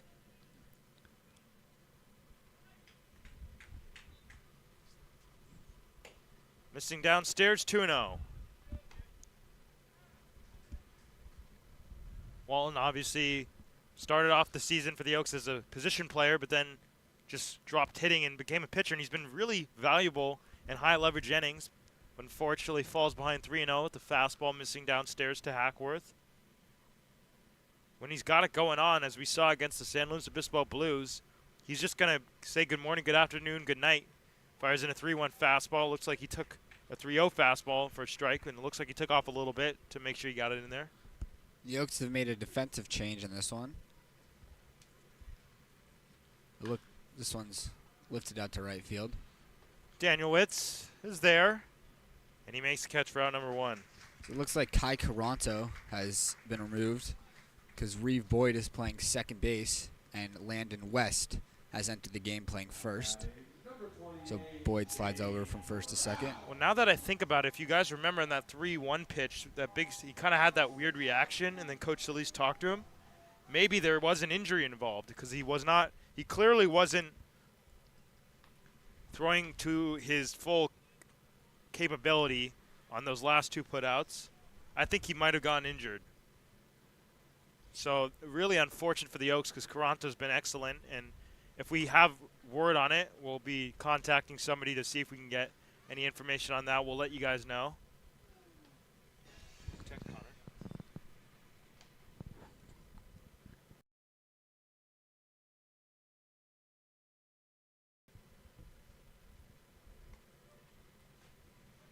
I see Kai. He's just sitting down. We hope he's okay. We don't have a trainer on the road today with us. No Yoshi.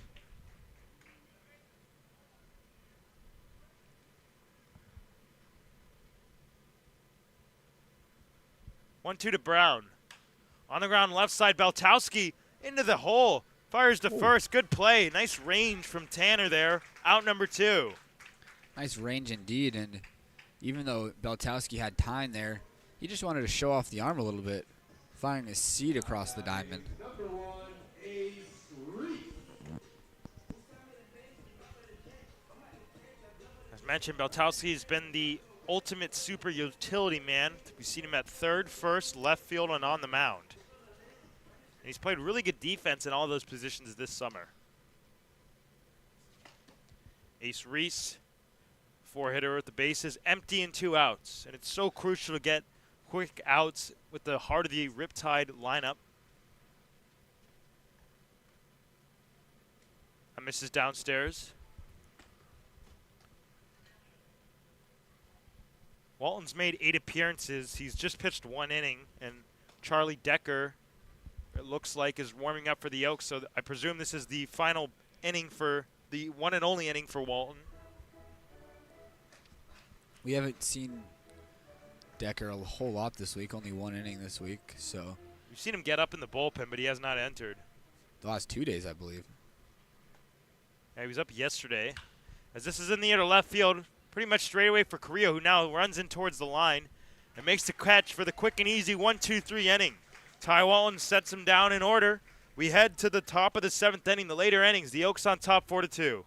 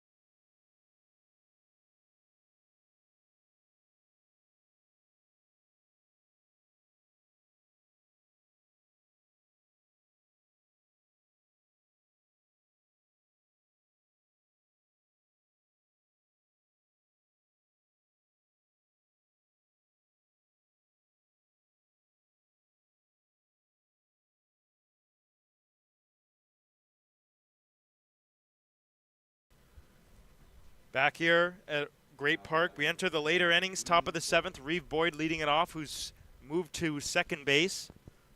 Facing a new pitcher, Sam Hasagawa, the UCSD Triton teammates with a couple guys in the Riptide. Patrick Hackworth, the second baseman, and J.C. Allen, who's did not start this game.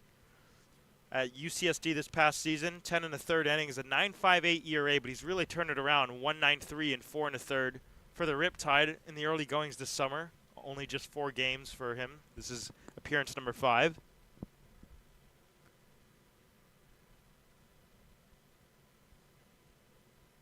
Boyd takes at the bottom of the zone for a strike, 1-1. Well, for Hasagawa, the issue was not the walks, like many would think, only at 1.7 walks per 9. He was just getting hit. As Boyd fouls this one off the plate, it's a foul ball. It's actually off himself. 16 hits in 10 1/3 innings, so it wasn't really the walks that were the problem, just 2 free passes. Not always what you see in collegiate baseball. Usually it's guys who just lose command, but obviously college baseball in general is more of a hitter's league, as is the minor leagues in professional ball, and it really turns to the pitchers once you get to the MLB.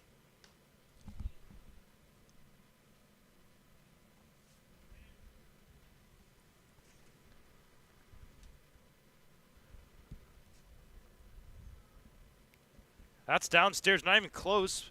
For ball 4, Reeve Boyd heads to first base. First time Boyd is on via free pass.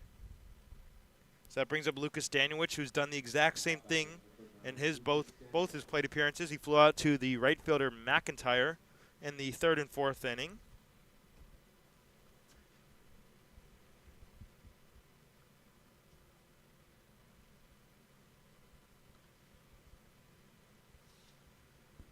Hasagawa is a returner to the Riptide for the 3rd straight summer. As Danielewicz chops this one second base way. Hackworth plays it on a hop, but he'll have only one play at first, and he gets Danielewicz by a step and a half. Moves Reeve Boyd up to second base with 1 out in the inning on the 4-3 put out. I thought that might have kicked off Reeve Boyd, but clearly not. Just hit a weird lip in the grass over there at second base, because that chopper did take a weird hop and sort of kicked to the left of Hackworth, who did a good job of staying composed and making sure he made the play. Well, Boyd was just right in front of it. It looked like Hackworth had a little bit of trouble with it because he lost vision of it for a second with Boyd crossing in front of him. And that'll bring up Landon West, who has taken place for Kai Caranto, who exited early. West moves to first base, and as I mentioned, Boyd slides from first to second.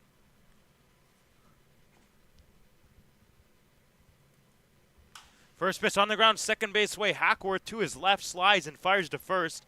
2/3 Reeve Boyd, but now 2 outs in the inning.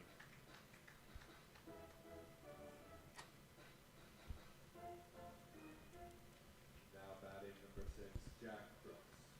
Brings up Jack Brooks, who has been quiet today, 0 for 3 with 2 strikeouts and a double play. He lined out into a double play, or excuse me, he grounded out into a 6 unassisted, but arguably still one of the Oaks' hottest hitters with a runner on third. I mean, he's well tardy on a fastball there on the outside corner.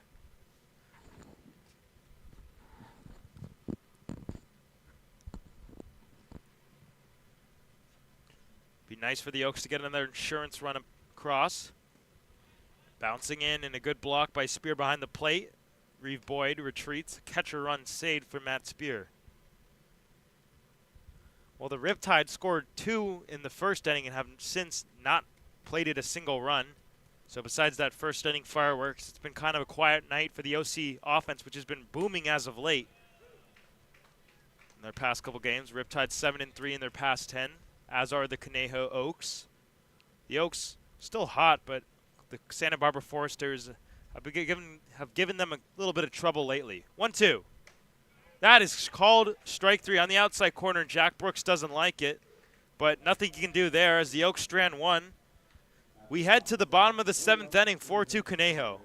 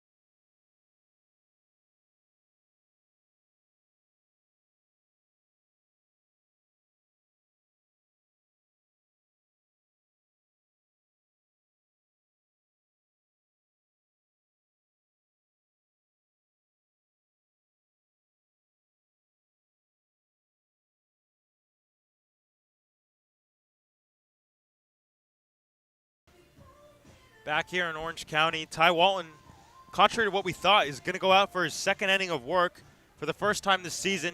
Prior to this game, he had 8 innings pitched in 8 games. But going out, Charlie Decker still in the bullpen. I'm sure he's ready and waiting if Walton gets into any trouble. Ty got an easy 1-2-3 6th inning. Fly out to right, ground out to third, and a fly out to center.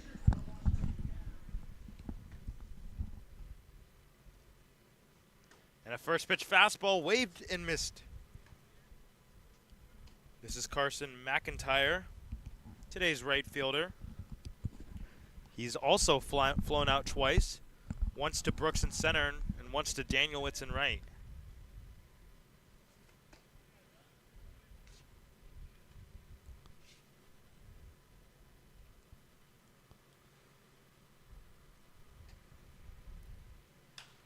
In the air to center field, shallow. Brooks coming in full blast, but he'll get there into the gap.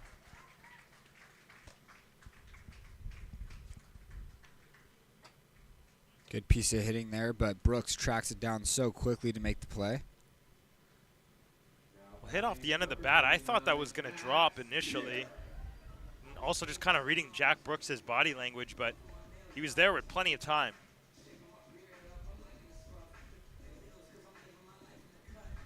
So Matt Spear, 0 for 2, although he did reach in the 4th on an error by Reeve Boyd, the then first baseman, who has since slid over to second. First pitch fastball from Ty Walton, upstairs for ball 1.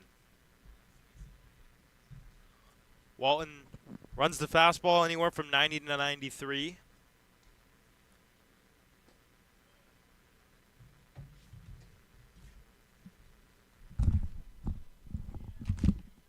Who's doing that sound? I don't know why it does it. It's good now.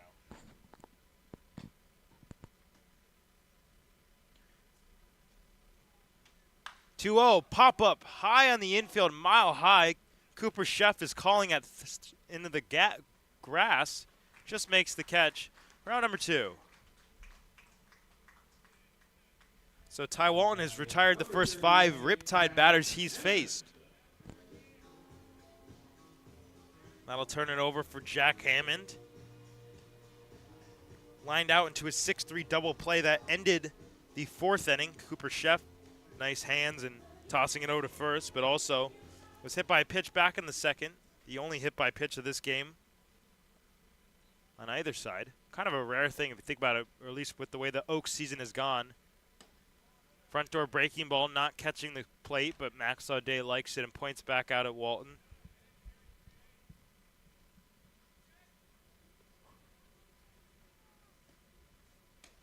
Two 2-0.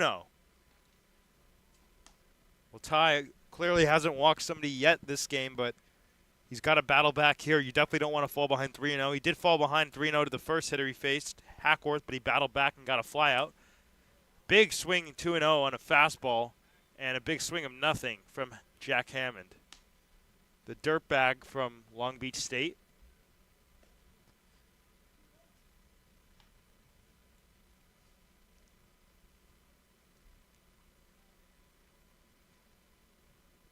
Two-one, lined into center field and a base hit. The first base runner to reach off Ty Walton is Jack Hammond. Wouldn't surprise me if that does it for Ty. This brings a tying run to the plate, and it's the left-handed hitter with Charlie Decker warming. But they might also want Charlie to enter in a clean inning and let him pitch the last 2. Coach Solis doesn't look like he's coming out of the dugout, so it looks like this is Ty's inning to finish. Rocco Gump, 0 for 2. In the air to left field, struck pretty well. Carrillo going back, but he'll have room 25 feet in front of the warning track to make the catch. Nice 2 scoreless frames from Ty Walton as we head to the later innings. Going to the top of the 8th inning, Oaks on top 4-2.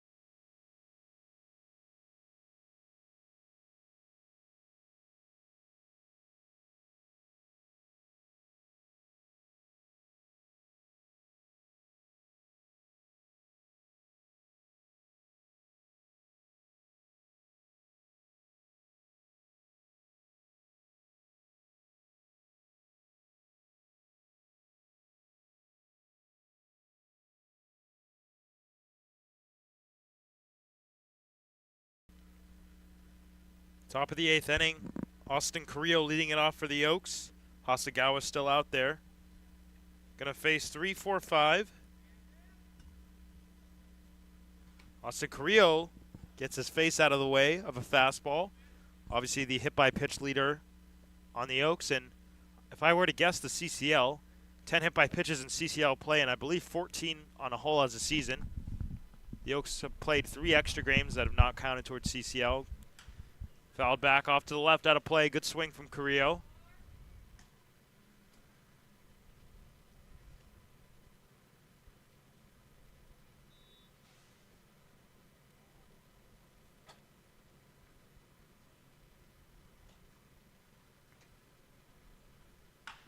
On the ground, slowly to short. Bates fires high, and that pulls him off. Well, kind of it was fielded not great. Bates overran it and had to field it to his right side. You don't usually like to see that. You always want to field the ball on your left side, and I would believe that that affected the throw. Now batting number 39, Justin Rubin. So an E6, the third error of the game, actually, for Bates. 2 errors that allowed Beltowski to reach, and now 1 that allows Carrillo to reach. Bouncing in well in front of the plate to Justin Rubin, who is 0 for 2 with the walk. Strikeout in the first, walk in the third, and grounded out to second baseman Hackworth in the 5th.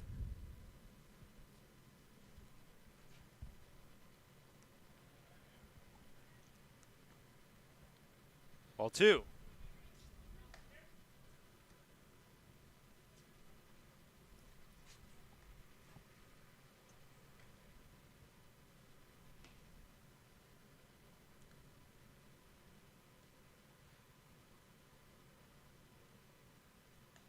Rubin ropes this one fair down the left field line.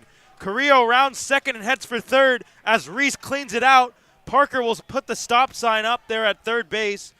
Rubin into second base with a double. And the Oaks are in business here in the 8th.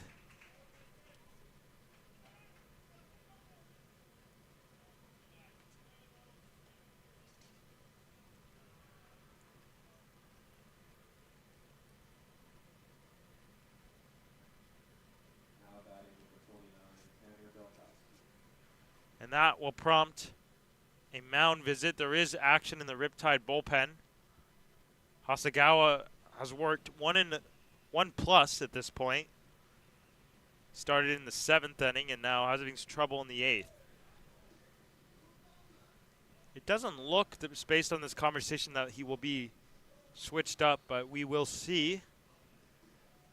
As the heart of the Oaks order now coming up, well, in the midst, I should say, Beltowski, 5 on day 6, Chef the 7th. But that'll do it with the visit. So it will be Hasegawa still to face Tanner Beltowski, 1 for 3 today, but he has reached base all 3 times, 2 times reaching with the benefit of an error from the shortstop Camden Bates.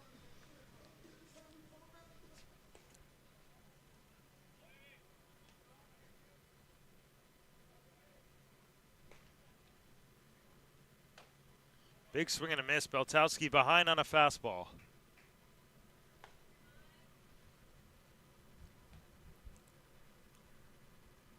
The Riptide bring their infield in. As that bounces in well in front of the plate. Looked like about 3-4 feet.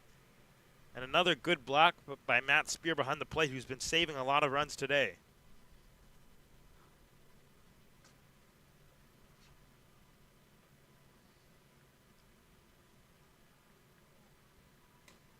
On the inside corner, went to the fastball to get it, 1-2. I would assume Hasegawa's last batter would be Max Audet, waiting on deck because of the lefty-to-lefty matchup, but he's got to put away Tanner Beltowski here. And he does. Strike 3 called, and it looked to be way inside. Beltowski doesn't like it, neither does the Oaks dugout. And a frustrating out number 1 of the inning. Tanner gets frozen on that fastball. I'm sure it's got good arm side run, and He thought the pitch was inside, but it winds up catching the inside part of the plate.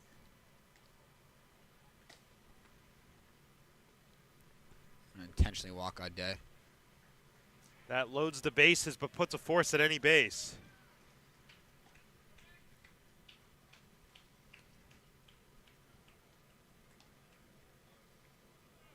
The Oaks looking for that big hit to blow the game open. Still a close game, 4-2. Here in the 8th inning from Great Park in Orange County.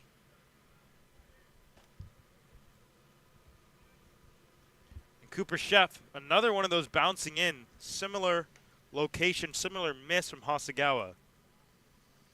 Well, he's trying to work down in the zone, looking for a double play ball, but trying to be a bit too fine with those pitches.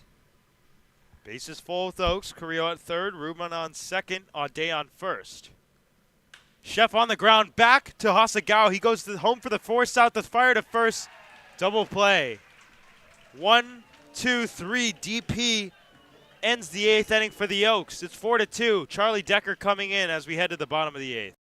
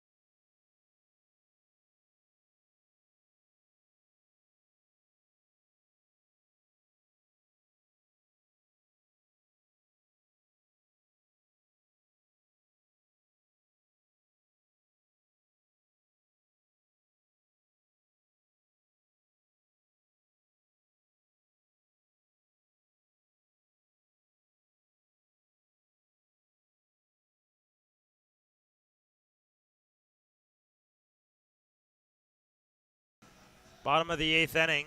Charlie Decker coming in.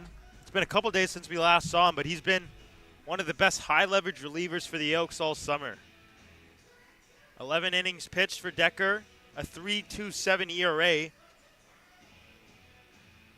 and an 8.2 strikeouts per 9. And he's worked in some huge high leverage situations. He's closed out a lot of games. Of course, Alejandro Huezo has kind of emerged as the Oaks closer as the summer has gone on. And he appears to be lightly tossing with the football in the bullpen. This is pot foul, and Huezo almost makes the catch in the bullpen.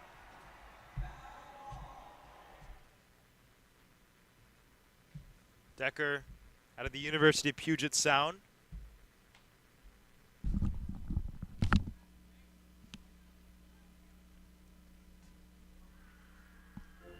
Kind of a little bit of a delay here. Wants a new bat with more pine tar, I believe.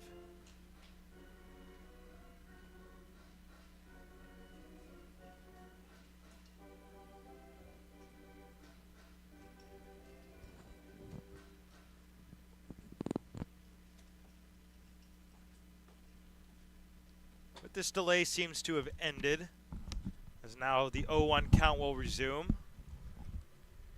It's 9-1-2. Camden Bates will lead off with Michael Diaz, top of the order, waiting on deck. Decker delivers a fastball upstairs. The count will even at 1.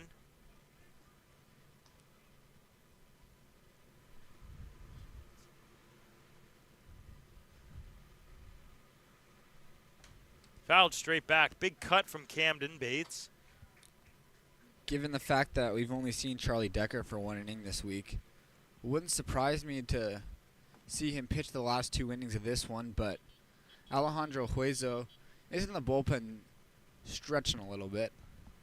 Throwing a football, as mentioned, with Dominic Hellman.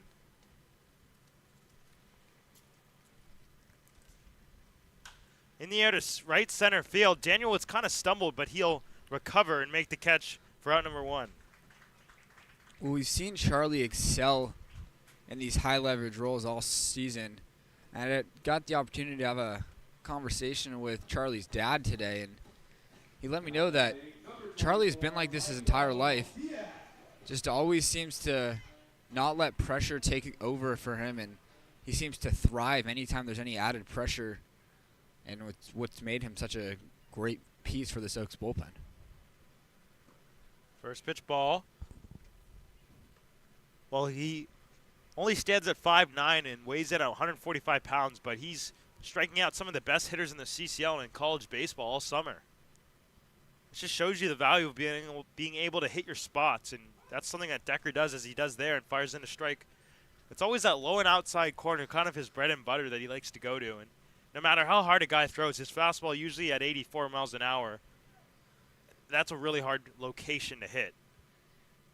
Yeah, we had a scout up in University of Nevada, Reno, where I go to school, just looking at one of our pitchers and having a conversation with him after.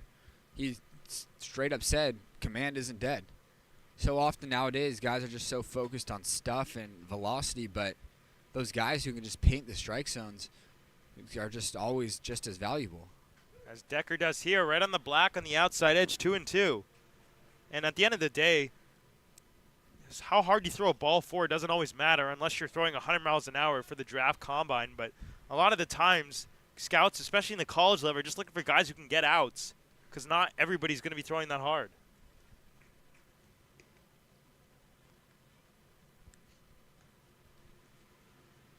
Good battle here with top of the order Michael Diaz, 1 for 3.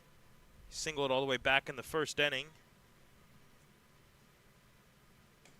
Ooh, nasty. And a swing and a miss. Big strikeout from Charlie Decker, first of his outing here in the 8th. Really good breaking ball from Chuck there. Starting that pitch about belt high, and then watching it break off the plate and getting his chase. Strikeout number 11 on the year for Chuck. It's the other thing that Mr. Decker told me. Charlie was growing up. They told him, you can be Charlie off the field, but when you're on the mound, you're Chuck.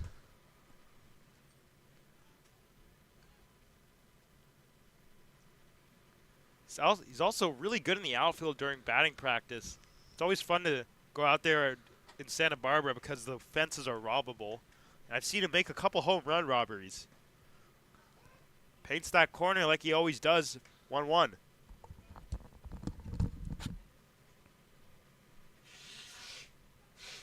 Hackworth has been a very difficult guy to get out.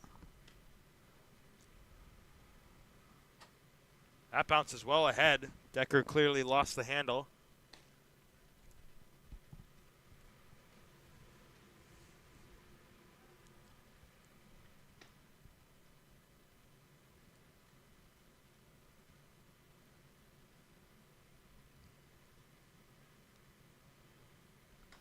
Right on the outside corner. Good breaking ball from Charlie. 2-2, the count evens.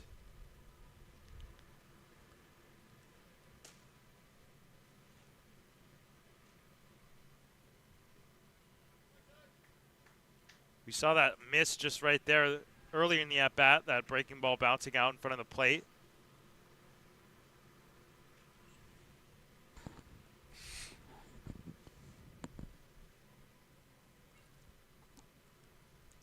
Decker looking for a 1-2-3 inning. Payoff. Popped off to the left. Carrillo going as far as he can, but he'll have no play. It tails foul just past the Riptide bullpen.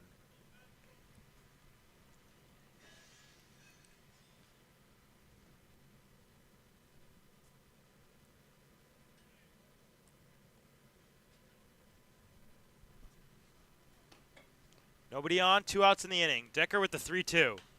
Again popped up left side. Beltowski might have room. He's calling and catching out number 3. A nice and easy 1-2-3 for Charlie Decker. The Oaks head to the 9th inning up 4-2. After the bottom of the 8th, no runs.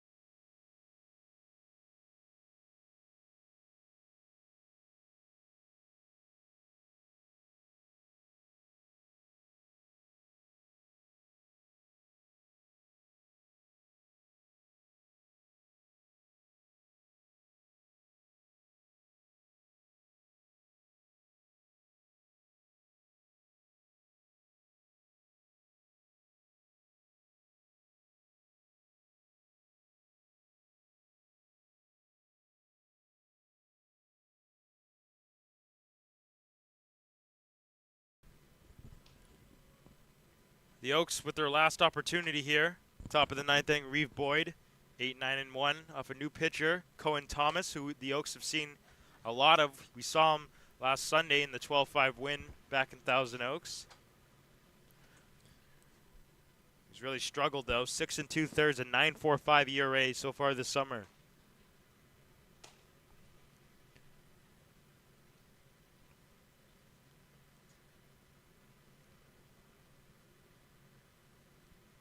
Boyd, big swing and a miss, but he's laying on a fastball, maybe a little bit up out of the zone.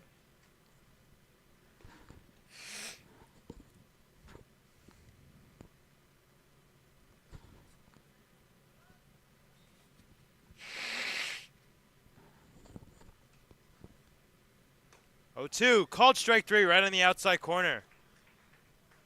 First strikeout of the day for Cohen Thomas.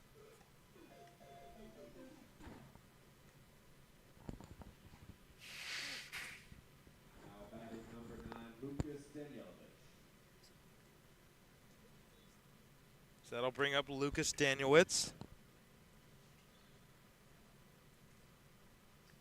Danielewicz, a quiet day at the plate, 0 for 3, 2 flyouts and a ground out. Takes the front door, breaking ball, dropping in there for a strike from Thomas.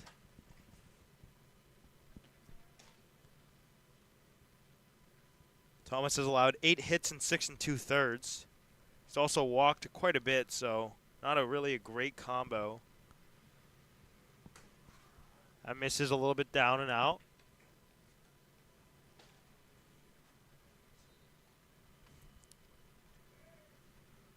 Landon West, who came in for Kai Caranto, waiting on deck. The Oaks would love some insurance here. Kind of a quiet night overall. Danielewicz sprays this off to the right out of play.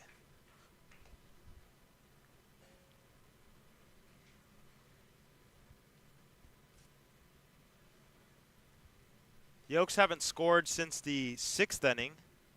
Riptide haven't scored since the 1st inning. The Oaks pitching has done their job as per usual as Danielewicz lines this one up the middle into center field.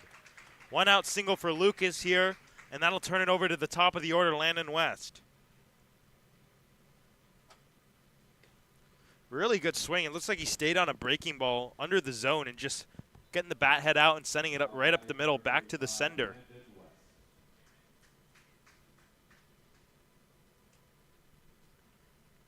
Landon West came in after Kai Caranto exited. He grounded out on the first pitch he saw in the 7th inning to Hackworth at second. We've seen him at catcher in first, today at first. Down in the dirt, and Danielewicz going to second base. Wild pitch, the second wild pitch of the game by Riptide pitching. Moves another run in scoring position for the Oaks. An insurance run would be nice right now for the Oaks because that would give them a 3-run cushion and take them out of the bloop and blast scenario.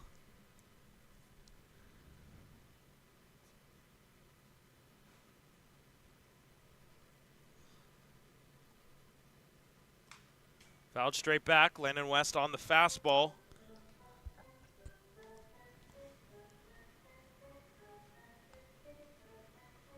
Alejandro Hueso is warming up, looking like he's getting ready to enter to begin the 9th.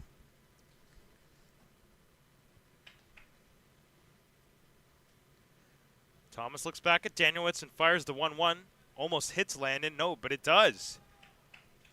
It almost was too perfect that the Oaks did not get hit by a pitch yet. It seems like it's an everyday occurrence, and it finally happens in the 9th inning.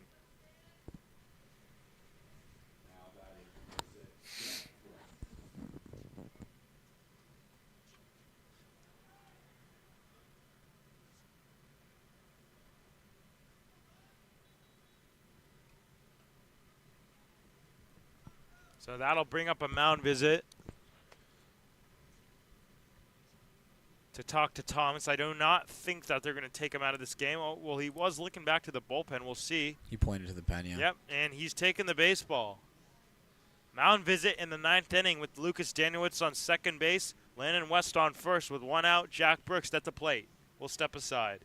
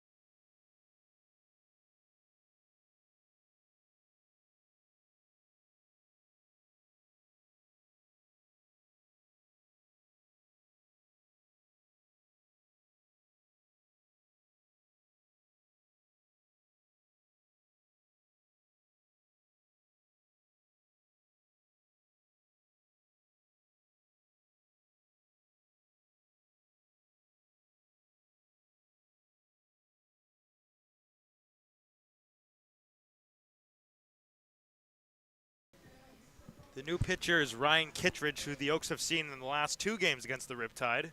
A high leverage reliever and kind of the guy they hang on. 7 1/3 innings, a 2.45 ERA, 9.8 strikeouts per 9. And he's going to face Jack Brooks, 2-3-4, with Danielwitz on second and West on first.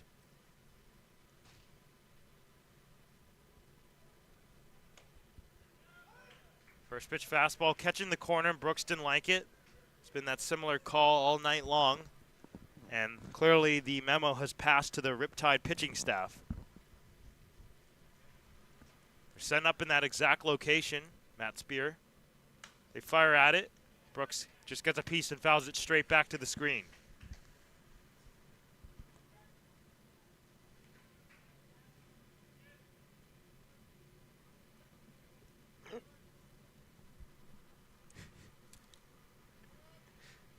Danielwitz on second, West on first.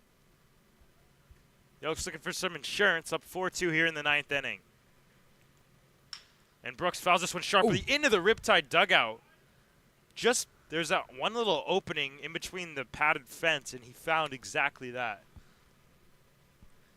We were actually just talking before the game, a couple of us interns, about how it would be nice for Sparky Anderson Field to have some of this protection in front of the dugouts, but that time, one of the rare cases where it didn't help. 1-2, check to swing. They peel at second base. Michael Blanchard says he does not go.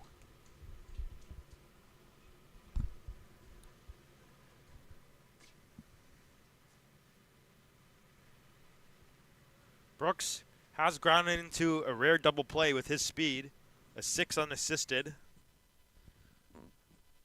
As Danielwitz and West represent some insurance runs for the Oaks. That misses downstairs.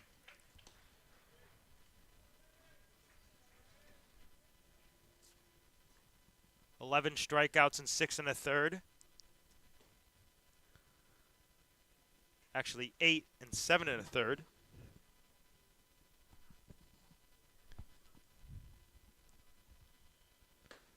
Try to check a swing again. Did he go?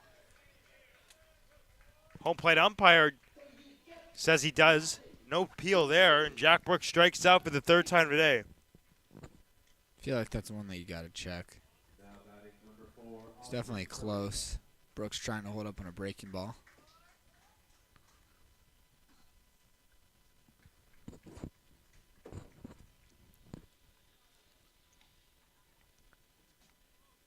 Two on, 2 down for Austin Creo, the Oaks' most clutch hitter all season. Lined foul. Third base way. Creo was kind of the hero in the last game here on June 25th. The Oaks won a back-and-forth battle, 10-8. They scored at 1.8 unanswered runs, and they won the game. Austin Creo came off the bench and delivered a go-ahead single. 2 runs scored on the plate. Creo always ready, even on off days.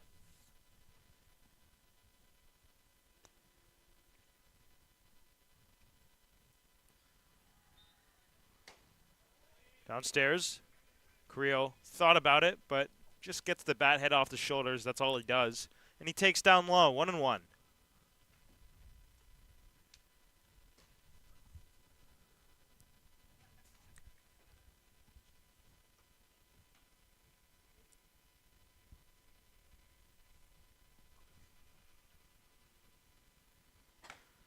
Big swing and a miss. Creo well targeting a fastball, blown by him.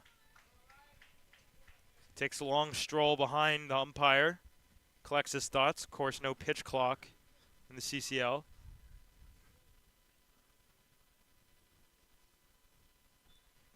Danielwitz on second with West on first. The Oaks looking for some last-minute insurance in the 9th inning. Up 2 runs. The 1-2. Good take. Creo shakes his head in disapproval of the pitch. He saw it all the way in. A good take indeed. Yeah, Austin watched that pitch the entire way as it fell off the table at the last second for a ball.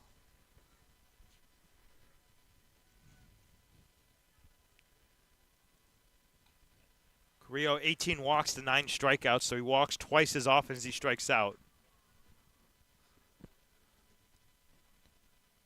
3-2. Fastball bouncing in, a spike job, and Matt Spear picks it with the backhand. That's just a crazy stat. To have more walks than strikeouts is one thing, but to have double the amount of walks than you have strikeouts is just ridiculous. Yeah, that's kind of unheard of, but Carrillo, he's just one of those players. Well, it's time to party. 2 on, 2 outs, and a 3-2 count. Daniel Whitson West will be on the move. But time called. Austin Carrillo calls time and unstraps his batting gloves, puts them back on, now gets back in the box. Daniel Whitson West will be running on this pitch. The payoff. Low ball 4. Austin Carrillo draws a base on balls. The second time he's walked tonight. And that'll load him up for Justin Rubin. You just felt that there was no way Carrillo was getting out that plate appearance. You can see that he was on just about every single pitch that time, taking some really tough off-speed pitches, and now it gives the Oaks another chance. Justin Rubin doubled in his last at-bat. With the bases full of Oaks. Strike 1.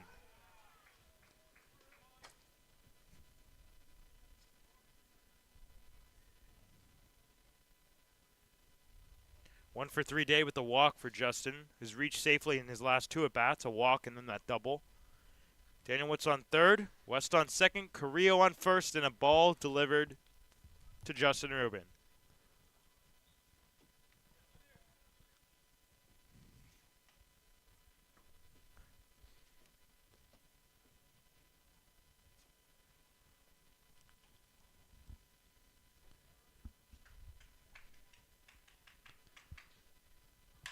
On the ground, sharply to third. Gump has it. He'll go the short way for out number 3. Fielder's choice ends things here. We're going to the bottom of the 9th inning. The Oaks looking to close this thing out up top 4-2.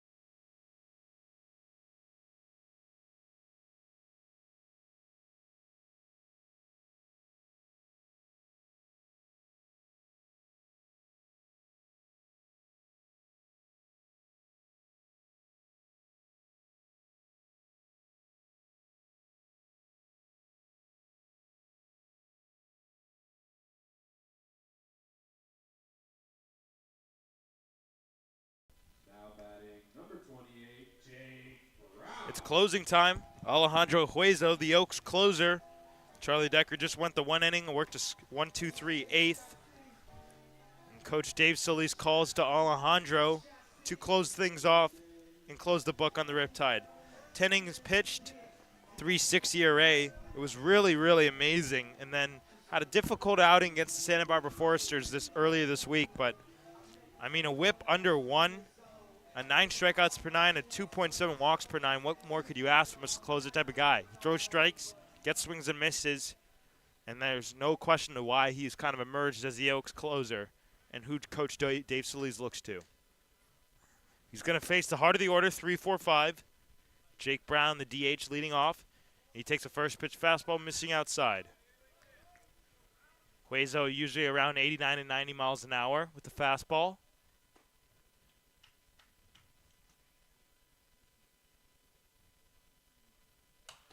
Popped up behind us.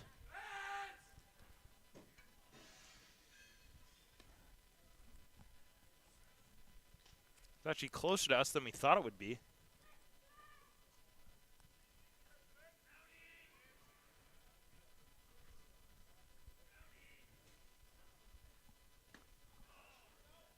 Two and one. Looks like a slider that Huezo spiked well out front of the plate.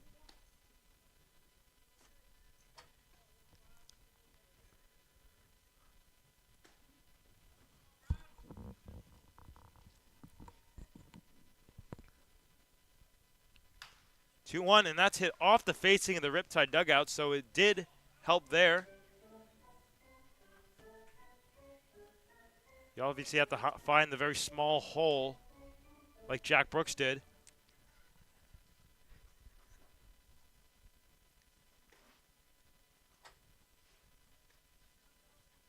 Two coming up to Jake Brown. Outfield straight away. The 3-hitter has powered all fields. Swing and a miss. Chases a high fastball. First strikeout and as many opportunities for Alejandro Huezo. Such a difficult pitch to lay off. That fastball above the top of the zone. Really good location from Huezo, who gets the chase.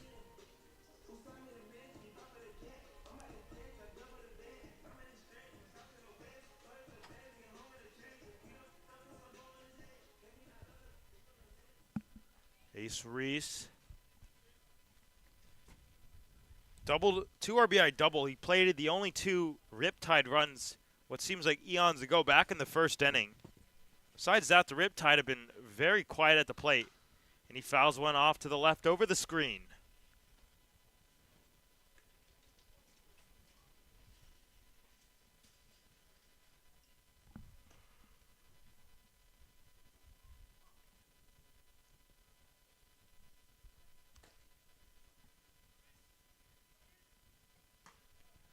Right at the bottom of the zone, strike called. Reese didn't like it, but right where Max Auday's glove was positioned.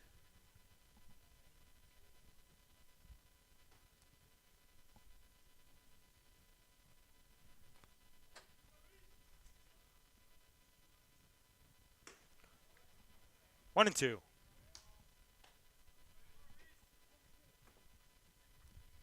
Dude, their interns do absolutely nothing.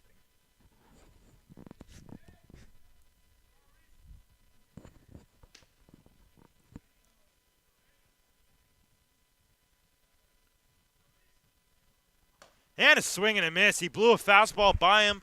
Back-to-back strikeouts for Alejandro Huezo. 2-0.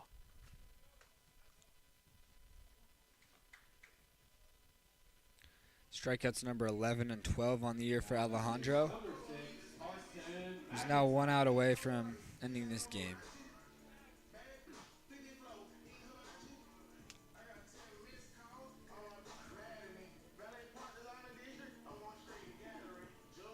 So now Carson McIntyre, the only thing standing in the way of Oaks winning 4 straight and taking yet another one here at Great Park.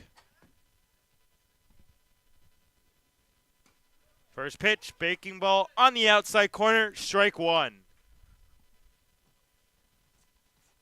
The Oaks dugout could smell it. They're all on the edge of their feet.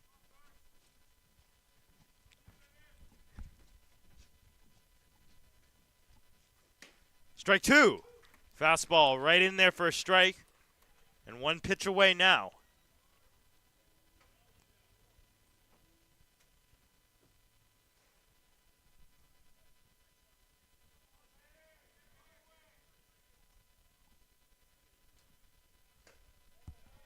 Just a little bit upstairs. It's a good spot. Of course, you didn't have to throw a strike there ahead 0-2. And it was a good location in that situation. Huezo has struck out 2, looking to make it 3. 2-2. McIntyre laying off the breaking ball, darting out of the zone.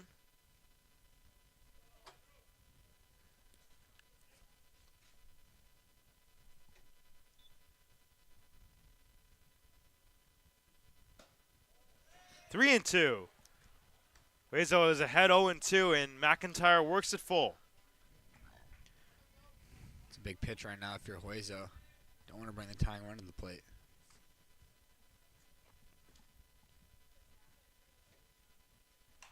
Popped up over our heads, right to us.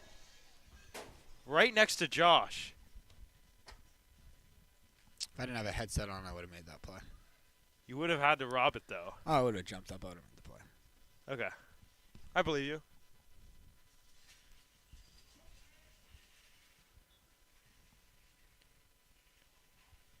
Oaks on top, 4-2 here in the 9th. Huezo looking to shut the door. The payoff. And a swing and a miss. Huezo strikes out the side. The Oaks take this one 4-2 over the Orange County Riptide in the final meeting between these two teams down here in OC. Well, the Oaks, they allowed 2 earned runs in the bottom of the first inning, but since then the pitching staff was elite. They hold the Riptide scoreless for 8 next frames, 8 straight donuts.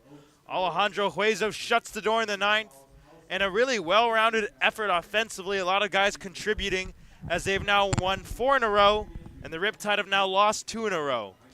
For everybody on behalf of the Conejo Oaks broadcast team, Josh Mechanic, I'm Max Schwartzberg saying thank you, and we'll talk to you on Tuesday.